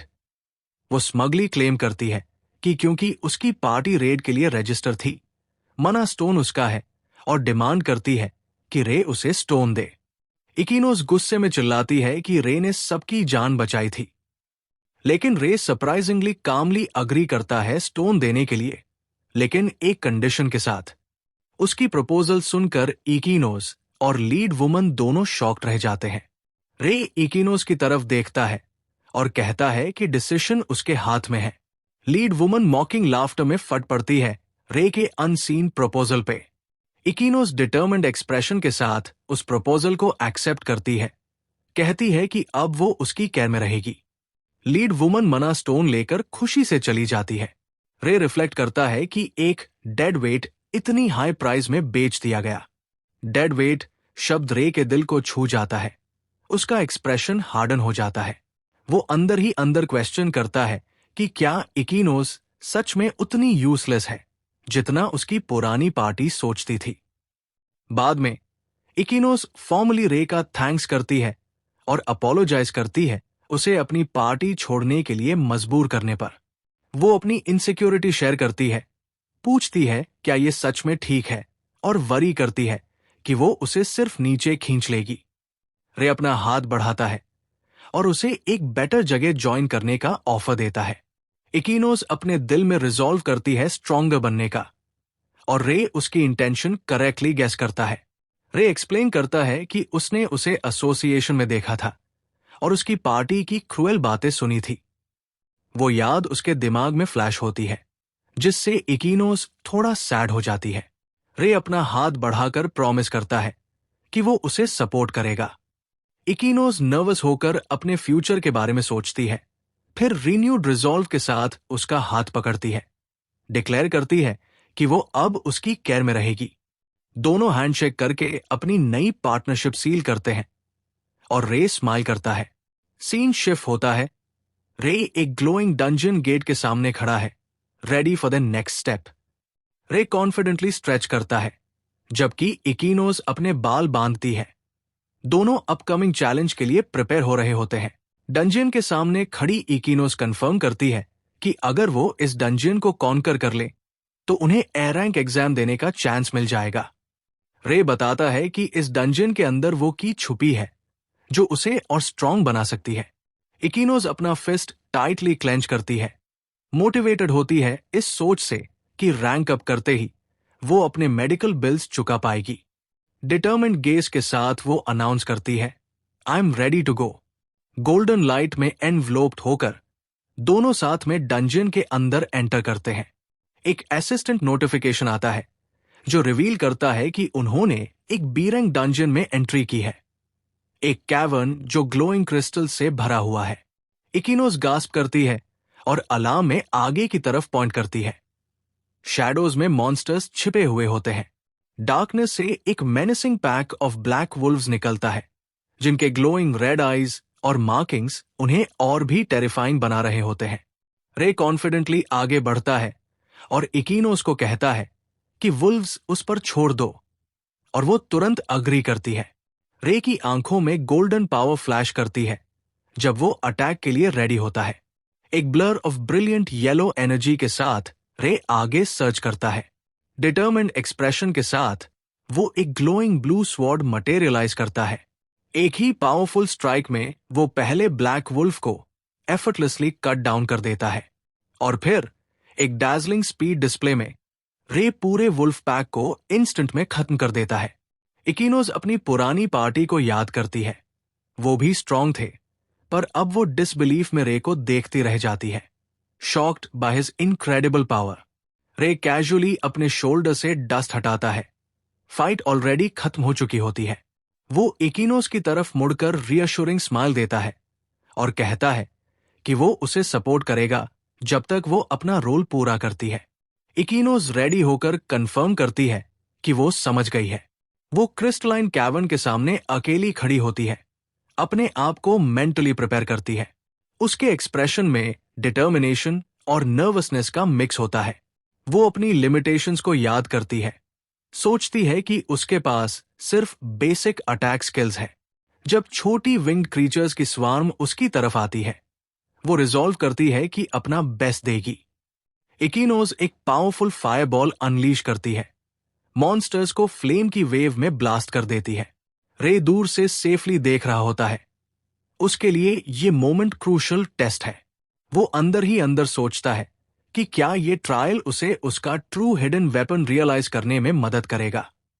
एक क्रीचर उसकी डिफेंस के बीच से स्लिप करके निकल आता है, शैडो से जंप करके अटैक करता है, लेकिन रे फ्लैश स्पीड में मूव करके उस मॉन्स्टर को इंटरसेप्ट करता है ताकि इकिनोज की कंसंट्रेशन न टूटे। इकिनोज अपने टास्क पर फोकस रहती है और एक फायर स्पेल से क्रीचर को इंसिनरेट करती है, लेकिन फिर एक और क्रीचर उसकी साइड में काट लेता है, जिससे वो पेन में चीख उठती है। वो रियलाइज करती है कि मॉन्स्टर्स रुक ही नहीं रहे, जितने भी वो मार रही है नए आ जा रहे हैं। पैनिक में उसे लगता है कि उसका मना ड्रेन हो रहा है और वो ज्यादा देर तक होल्ड नहीं कर पाएगी। डेस्परेशन में वो रे की तरफ देखती है और उसे हेल्प के लिए बुलाती है। रे दूसरे मॉन्स्टर्स को फाइट करते हुए एक क्रीचर को स्विफ्टली कट डाउन करता है। इकिनोज को बचाता है ताकि वो अपने बैटल पर फोकस कर सके। इकिनोज फिर से अपने अंदर की फायरी डिटर्मिनेशन को गैदर करती है। सिस्टम नोटिफिकेशन अनाउंस करता है, लेवल अप। जैसे ही वो मॉन्स्टर्स की एक और वेव इंसिनरेट करती है, वो एक और मैसिव फायर ब्लास्ट अनलीश करती है। एंग्शियसली अपनी रिमेनिंग पावर चेक करती है। अपने ही सरप्राइज के लिए वो रियलाइज करती है कि उसका मना खत्म ही नहीं हो रहा। रे दूर से देखकर ऑब्जर्व करता है कि इकिनोज एट्रिशन बैटल्स के लिए परफेक्ट फिट है। वो करेक्टली आइडेंटिफाई करता है कि उसका इमेंस मना पूल ही उसका ट्रू हिडन वेपन है। अचानक एक सिस्टम नोटिफिकेशन विंडो स्टार्टल्ड इकिनोज के सामने पॉपअप होती है। वो डिसबिलीफ में स्क्रीन को घूरती है, जबकि रे बैकग्राउंड में नोइंगली देख रहा होता है। दोनों बॉस रूम में पहुंचते हैं, जहां एक level 52 huge crystalline slime monster crystals के बीच से इमर्ज करता है। स्लाइम एक पावरफुल अटैक लॉन्च करके उनकी तरफ लीप करता है। रे आगे बढ़कर अर्जेंटली इकिनोज को कहता है कि वो अपना नया अनलॉक्ड स्किल यूज करे। इकिनोज इमेंस फायर गैदर करती है। रेडी होने के बाद वो अपना नया स्किल ब्लास्ट फर्नेस अनलीश करती है। एक मैसिव स्वर्लिंग इन्फर्नो पूरे कैवर्न को कंज्यूम कर लेता है। अपनी ही अटैक की शेयर फोर्स से वो स्टन हो जाती है, डिसबिलीफ में घूरती है। क्या ये ओवरपावरिंग पावर सच में उसकी है? अपना फिस्ट क्लेंच करके वो रिजॉल्व करती है कि वो इस नए पावर को एक पर्पस के साथ वील्ड करेगी। रे रिफ्लेक्ट करता है कि ब्लास्ट फर्नेस एक ऐसा स्किल है जो फायर पावर को इमेंसली बूस्ट करता है, लेकिन हाई मना कॉस्ट पे। उसके हिसाब से ये स्किल इकिनोज के टैलेंट्स के लिए बिल्कुल परफेक्ट मैच है। अपने रिजॉल्व को सॉलिडिफाई करके इकिनोज एक और डेवस्टेटिंग फ्लेम्स का टॉरेंट अनलीश करती है। रे कॉन्फिडेंट स्माइल के साथ उसे देखता है। वो रियलाइज करता है कि उसकी पावर उसकी एक्सपेक्टेशन से भी ज्यादा एक्सीड करती है। वो सोचता है कि उसके मैसिव मना पूल और ब्लास्ट फर्नेस स्किल का कॉम्बो एक डेंजरस सिनर्जी है। इस पावर के साथ रे फोर्सी करता है कि इकिनोज आया फ्यूचर में स्कारलेट किंग बनने के लिए डेस्टिन्ड है। बैटल के बाद रे इकिनोज के पास आता है और कामली कहता है, गुड जॉब। इकिनोज जॉय और ग्रैटिट्यूड से भर जाती है और अपनी सक्सेस का क्रेडिट पूरा रे को देती है। दोनों अब साइलेंट बॉस रूम में खड़े होते हैं। शैटर्ड सीलिंग उसकी पावर का प्रूफ है। फ्यूचर पर गेज जमाए रे अपकमिंग प्रमोशन टेस्ट के लिए मेंटली प्रिपेयर करता है। वाव करता है कि वो पास करेगा।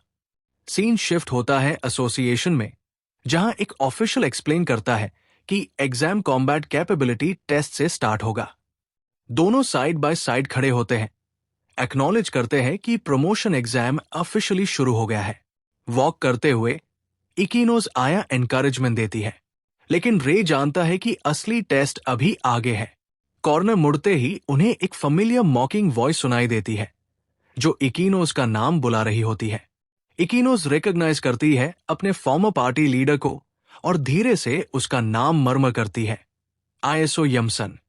रे आगे बढ़ता है, वाव करता है कि इकिनोस किसी ऐसे इंसान से नहीं हारेगी जिसने अपने टीममेट को छोड़ दिया। आईएसओ यमसन अननोड एक्सप्रेशन के साथ स्कॉफ करती है। उसकी प्रोटेक्टिव स्टांस को पसंद नहीं करती। वो स्मगली डिक्लेयर करती है कि उसके नए पार्टी मेंबर्स इकिनोस आया से काफी सुपीरियर है। इसोएमा अपनी न्यू टीममेट इंट्रोड्यूस करती है, आओनो यूरी। क्लेम करती है कि वो उनके अगेंस्ट कभी जीत नहीं सकते। रे तुरंत आओनो यूरी का नाम पहचानता है। उसके पास्ट लाइफ की याद में आओनो यूरी ने एक high difficulty dungeon solo clear किया था। ये इनक्रेडिबल फीट वो क्लियरली याद करता है। यही वो मोमेंट था जब आओनो यूरी पहली बार फेमस हुई थी। आरवाई असेस करता है कि उसकी करंट स्ट्रेंथ रैंक मेज के आसपास होगी। आओनो यूरी उसकी गेज नोटिस करती है। तुम इंटरेस्टिंग पर्सन लग रहे हो, वो रिमार्क करती है, जिसके जवाब में आरवाई सिर्फ एक अनएंथुजियास्टिक साय देता है। एक फ्लैश ऑफ इनसाइट में आओनो यूरी उसे उस रूमर से कनेक्ट करती है जिसमें पर्पल किंग के सबऑर्डिनेट कुरसाकी कई के डिफीट की बात थी। सीधा आरवाई की तरफ पॉइंट करते हुए वो कॉन्फिडेंटली पूछती है कि क्या वो ही था जिसने उसे हराया था। शॉक्ड इचिनो पूछती है कि क्या ये सच है, जबकि रे मार्वल करता है कि आओनो यूरी को इतना सब कैसे पता था।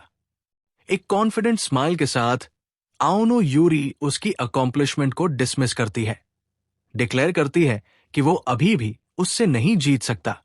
जाते वक्त वो पर्पल किंग के रूमर्स को बिलिटल करती है। क्लेम करती है कि वो उससे कंपेयर ही नहीं हो सकता। रे उसे जाते हुए देखता है, उस फॉर्मिडेबल आओनो यूरी के चैलेंज को ध्यान से कॉन्टेम्पलेट करते हुए।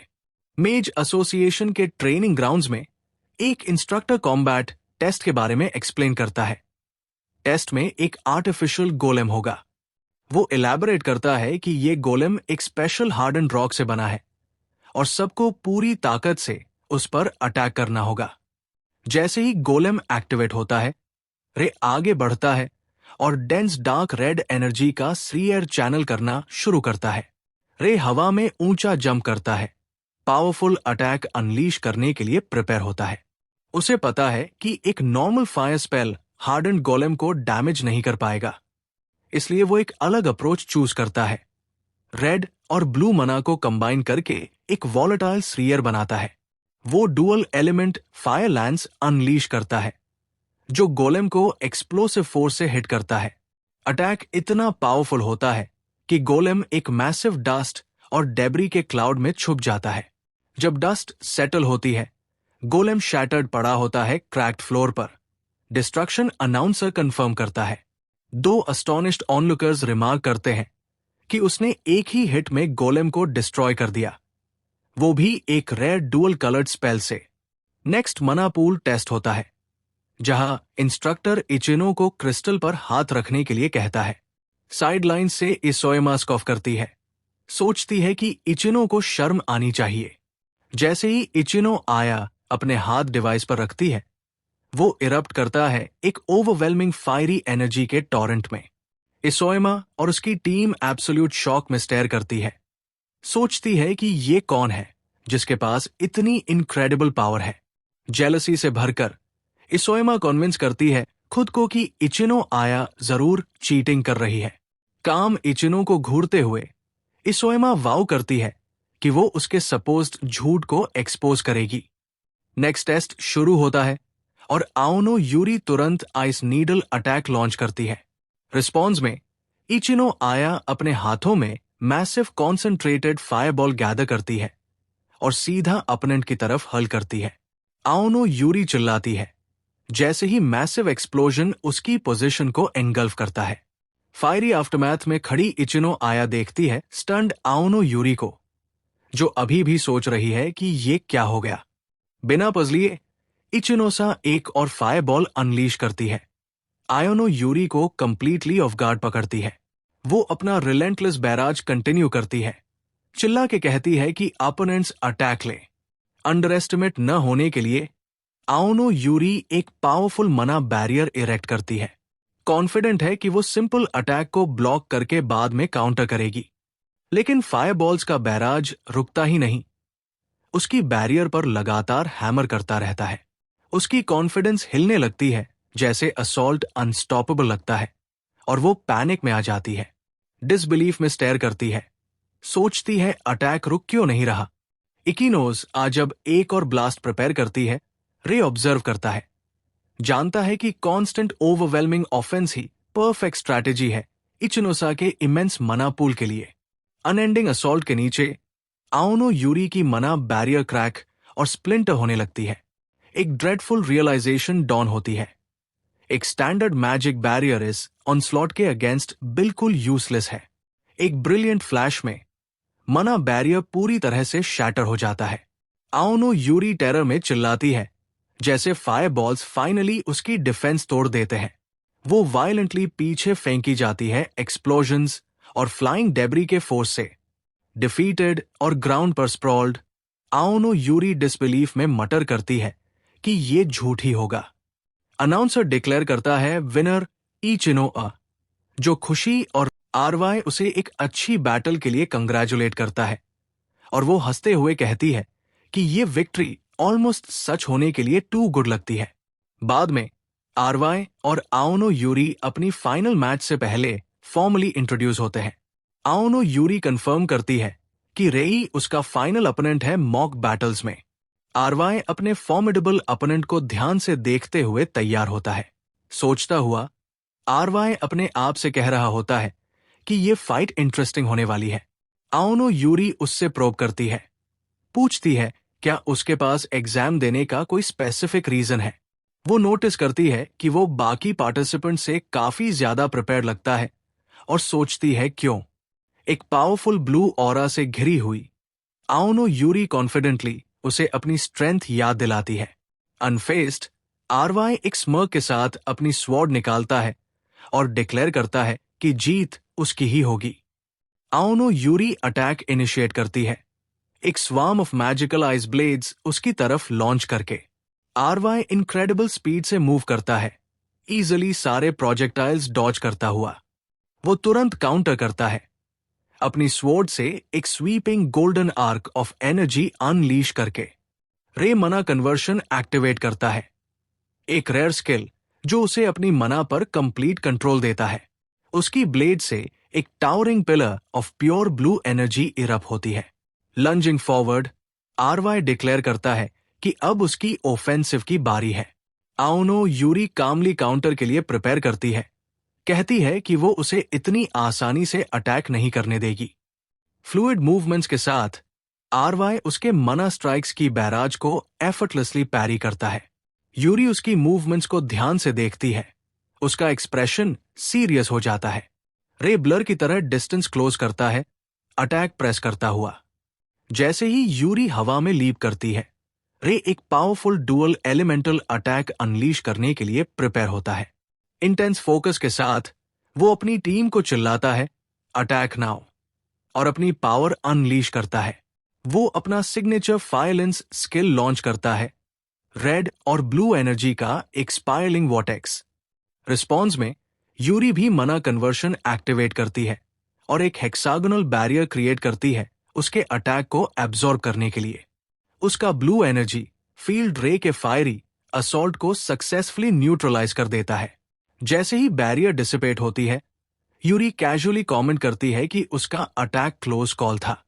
आरवाई साइलेंटली उसकी फ्लॉलेस डिफेंस और फॉर्मिडेबल स्ट्रेंथ को एक्नॉलेज करता है। साइडलाइन से एंग्शियस या हल्की आवाज में रे का नाम लेती है, कंसर्न दिखाते हुए। एक कॉन्फिडेंट स्मर्क के साथ यूरी अपने हाथ में ब्लू एनर्जी गैदर करती है, अगला मूव सोचती हुई। वो एक massive wave of energy blades unleash करती है, आरवाई को चैलेंज करती है कि वो उसकी फुल पावर हैंडल करे। रे स्किलफुली स्पिन करता है और अपनी स्वॉर्ड से मैजिकल ब्लेड्स के बैराज को डिफ्लेक्ट करता है। अपने दांतों को ग्रिड करते हुए वो सोचता है कि उसका रिलेंटलेस असॉल्ट अब ट्रबलसम बन रहा है। यूरी उसकी इवेसिव मैनूवर्स का मजाक बनाती है और उसे टॉन्ट करती है, डिक्लेयर करती है कि ये फाइट अब उसकी है। एक वॉटेक्स ऑफ पावर में उसे ट्रैप करके वो कूली डिक्लेयर करती है, चेकमेट। रे ऊपर देखता है, वो swirling torrent of blue energy उसकी तरफ क्लोज इन कर रही होती है। मैजिकल टेम्पेस्ट उसकी पोजीशन को डेवस्टेटिंग फोर्स से स्ट्राइक करती है। ब्लास्ट से निकलते हुए रे अपनी पावरफुल न्यू ट्रांसफॉर्मेशन रिवील करता है। उसकी आंखें एनर्जी से चमक रही होती है। यूरी सरप्राइज और इंट्रीग से रिएक्ट करती है उसकी सडन पावर अप पर। अपनी बात प्रूव करने के लिए वो प्योर मना से बनी एक मैसिव इंटिमिडेटिंग साइट कॉन्जूर करती है। आरवाई ध्यान से देखता है जैसे यूरी अपने नए एनर्जी वेपन के साथ रेडी खड़ी होती है। दोनों वॉरियर्स एक स्पेक्टैक्युलर पावर डिस्प्ले में क्लैश करते हैं। Sword versus scythe. आरवाई मोमेंटली उसकी इनक्रेडिबल स्पीड से स्टन हो जाता है। वो दोनों fierce high speed exchange of blows में एंगेज करते हैं। उनकी एनर्जी पूरा अरीना लाइट अप कर देती है। यूरी रे को ड्राइव बैक करती है, ग्राउंड को एक पावरफुल एनर्जाइज्ड स्ट्राइक से स्मैश करती हुई। अपने आप को ब्रेस करते हुए रे उसके ब्लो के शेयर फोर्स पर मार्वल करता है। एक स्विफ्ट मूव में रे यूरी का आर्म पकड़ लेता है, उसका अटैक मिड स्विंग में ही स्टॉप कर देता है। यूरी उसकी मूव पर स्कॉफ करती है, उसे शैलो कहते हुए, और सोचती है ये उसे रोकने के लिए काफी नहीं है। लेकिन उसकी कॉन्फिडेंस तुरंत इवेपोरेट हो जाती है, जैसे एक सडन रियलाइजेशन उसे शॉक देता है। रे एक नोइंग स्मर्क देता है। उसने उसे टच करके अपना हिडन स्किल सक्सेसफुली एक्टिवेट कर दिया था। वो एक डिसाइसिव स्ट्राइक काउंटर में मारता है, जिससे स्टन्ड यूरी पीछे उड़ जाती है। इंपैक्ट से स्टैगर होती हुई यूरी फुटिंग रीगेन करने के लिए स्ट्रगल करती है। उसकी ट्रांसफॉर्मेशन फेड होती है। आरवाई टायर्ड बट विक्टोरियस खड़ा होता है। कुछ देर बाद यूरी की आंखें फ्लटर करते हुए खुलती हैं। वो इन्फर्मरी बेड में जागती है। एक स्माइलिंग रे और कंसर्न्ड या उसे ग्रीट करते हैं, कहकर कि वो फाइनली जाग गई है। बैठते हुए यूरी ग्रेसफुली अपनी कंप्लीट डिफीट एडमिट करती है। रे की अनएक्सपेक्टेड स्ट्रेंथ से इम्प्रेस्ड वो उसे टीज करती है, करेक्टली गेस करती है कि वो सिर्फ प्रमोशन ब्रैग करने नहीं आया। सीधे पॉइंट पर आते हुए रे रिस्पेक्टफुली पूछता है क्या वो उनकी पार्टी ज्वाइन करने के लिए विलिंग होगी, या एक्सप्लेन करती है कि यूरी ने भी एक रैंक अचीव की है और उनकी स्ट्रेंथ डिफिकल्ट डंजन्स के लिए जरूरी है। ये प्रपोजल सुनकर यूरी अनकंट्रोलेबल लाफ्टर में फूट पड़ती है, रे को सरप्राइज करते हुए। एक आंसू वाइप करते हुए वो साई करती है और एडमिट करती है कि वो वाकई इंटरेस्टिंग पर्सन है। एक वार्म जेन्युइन स्माइल के साथ यूरी उसका ऑफर एक्सेप्ट करती है। एक हैंडशेक के साथ नई अलायंस सील होती है और आरवाई फॉर्मली यूरी को टीम में वेलकम करता है। जैसे ही नई पार्टी फॉर्म होती है, रूम में अचानक एक ट्रेमर आता है या अलार्म में चिल्लाती है। इंटेंस रंबलिंग पूरी बिल्डिंग को हिला देता है।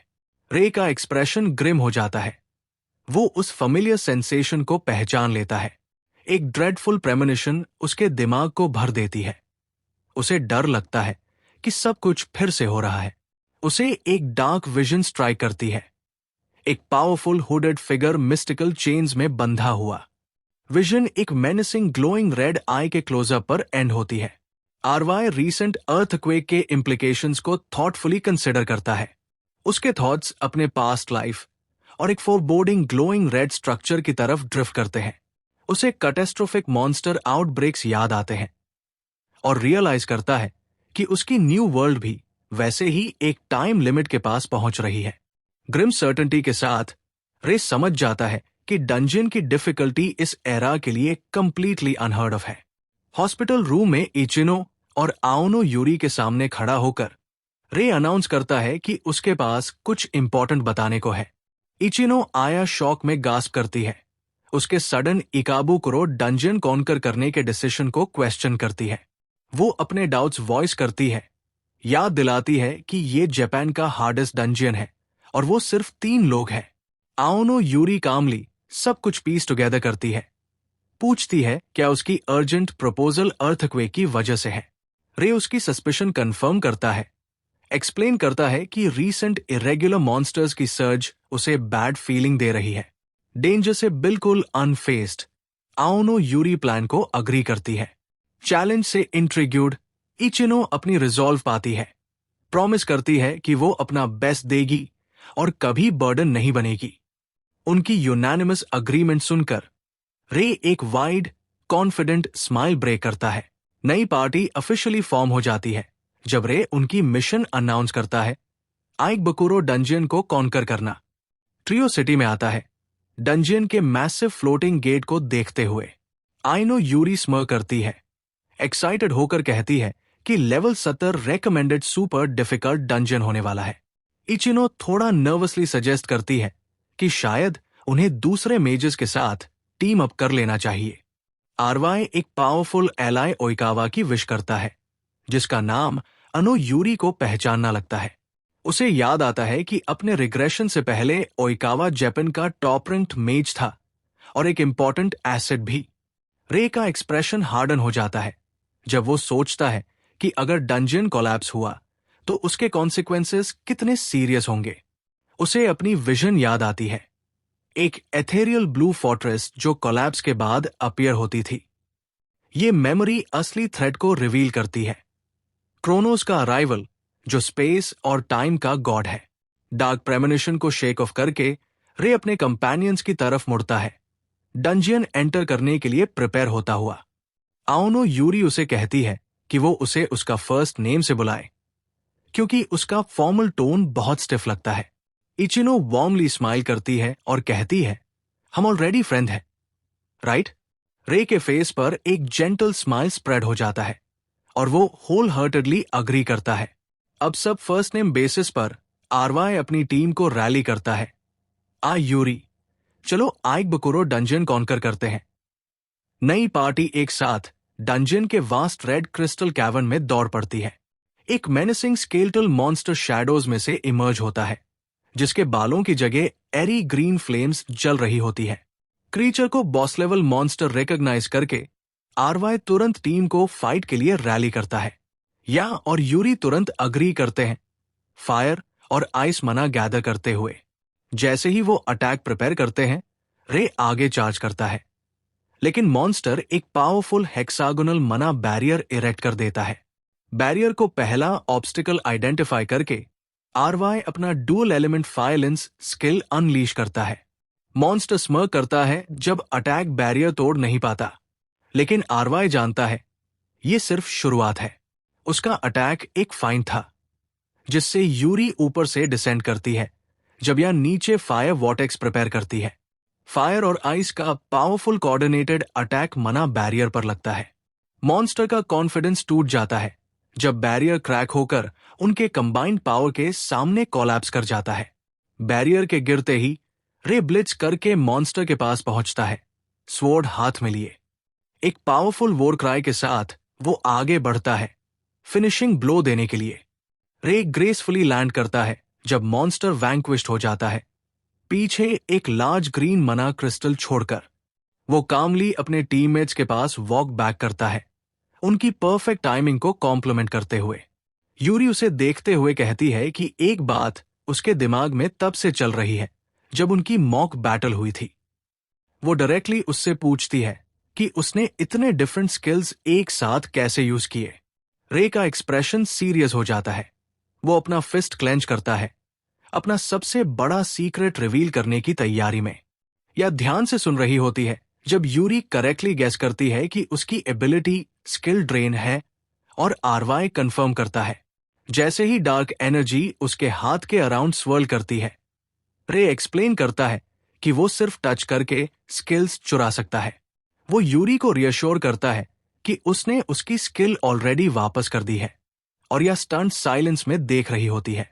ये रेवलेशन या को शॉक में डाल देता है। वो उसकी इनक्रेडिबल एबिलिटी को प्रोसेस करने की कोशिश करती है।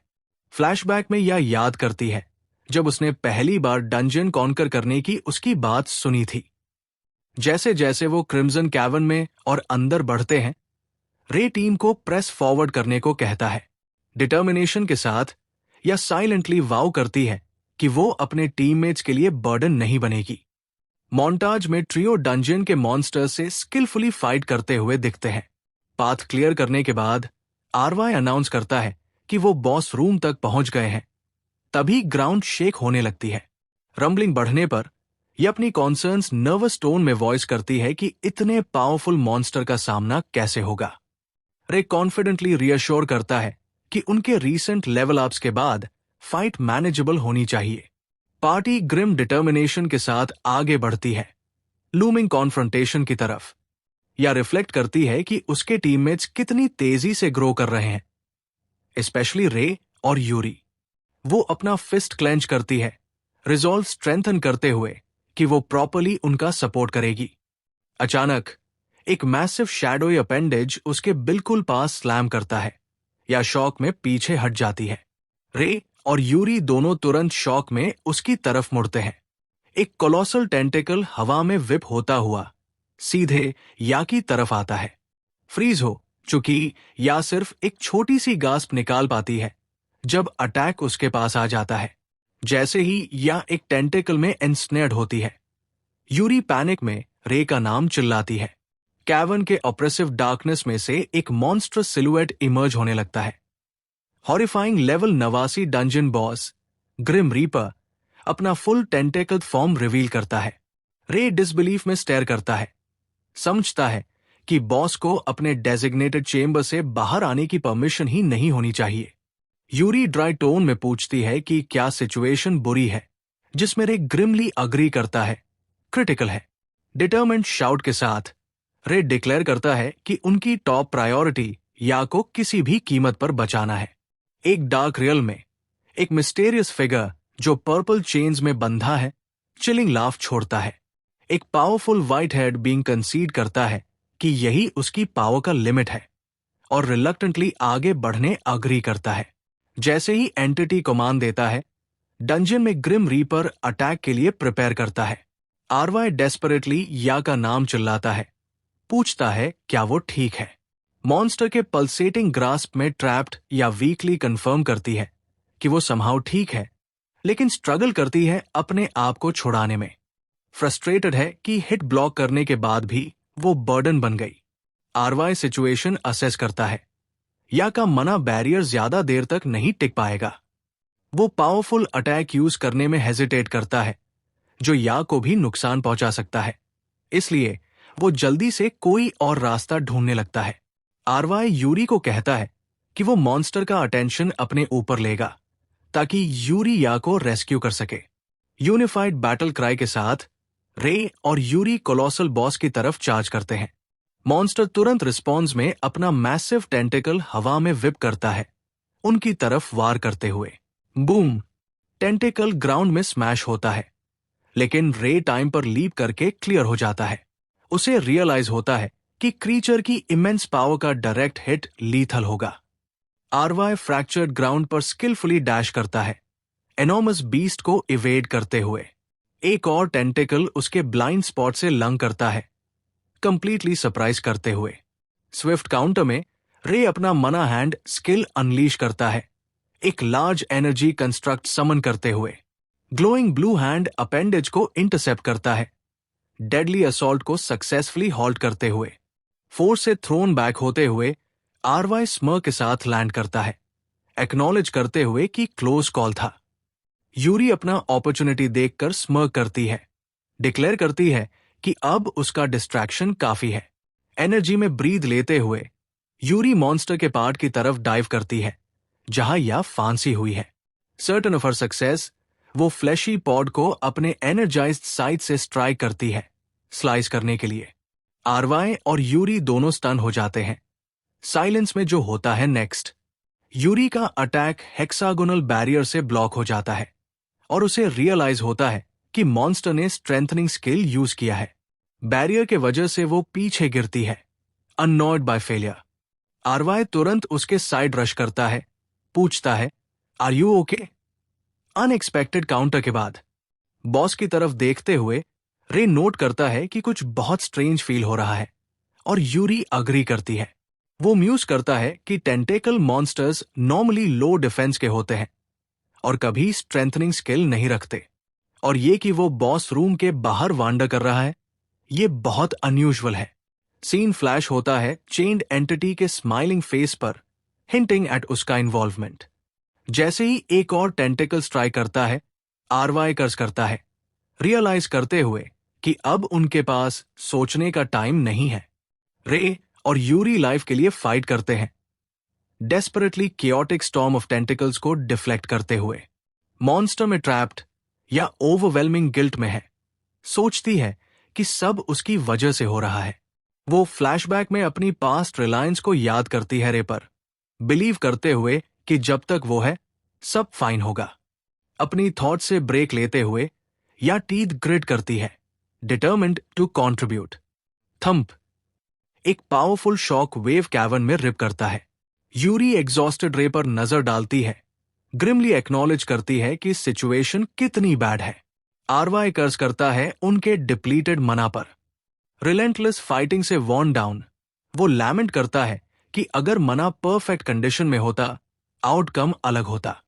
हेडबोर्ड, आरवाई डेस्परेटली सोल्यूशन ढूंढता है। उसकी आई स्नैप ओपन होती है जैसे ही सडन रियलाइजेशन ट्राई करता है। आरवाई डेस्परेट शाउट करता है, या use your manifusion skill on us. Still ensnared या कंफ्यूजन में देखती है उसके स्ट्रेंज रिक्वेस्ट पर। यूरी प्लान को क्वेश्चन करती है, रिमाइंड करते हुए कि स्किल इमेंस मना कंज्यूम करता है और यूजलेस माना जाता था। रे एक्नॉलेज करता है कि मना फ्यूजन पहले वर्थलेस था। वो याद करता है कि एक सर्टन मेज की वजह से स्किल का वैल्यू कंप्लीटली ओवरटर्न हुआ था। आरवाई रिवील करता है कि ये फीट प्रीवियस लाइफ में याने अकॉम्प्लिश किया था। ट्रैप्ड या याद करती है कि उसने मैनिफ्यूजन कभी यूज नहीं किया, बिलीव करते हुए कि यूजलेस स्किल है। अपने डाउट्स के बावजूद वो रिजॉल्व स्टील करती है, डिसाइड करती है कि उसे रे पर फेथ रखना है। डिटरमेंट शाउट के साथ या एबिलिटी एक्टिवेट करती है। गोल्डन लाइट उससे एमिनेट होती है जैसे ही वो अपने सिंगल गोल पर फोकस करती है। उसके टीममेट्स को हेल्प करने के लिए brilliant orange energy streams flow करते हैं, या से टुवर्ड रे और यूरी। यूरी अपने हाथ को डिसबिलीफ में देखती है, शॉक्ड फील करती है कि मना रिकवर हो रहा है। रे रिलीव्ड स्माइल क्रैक करता है।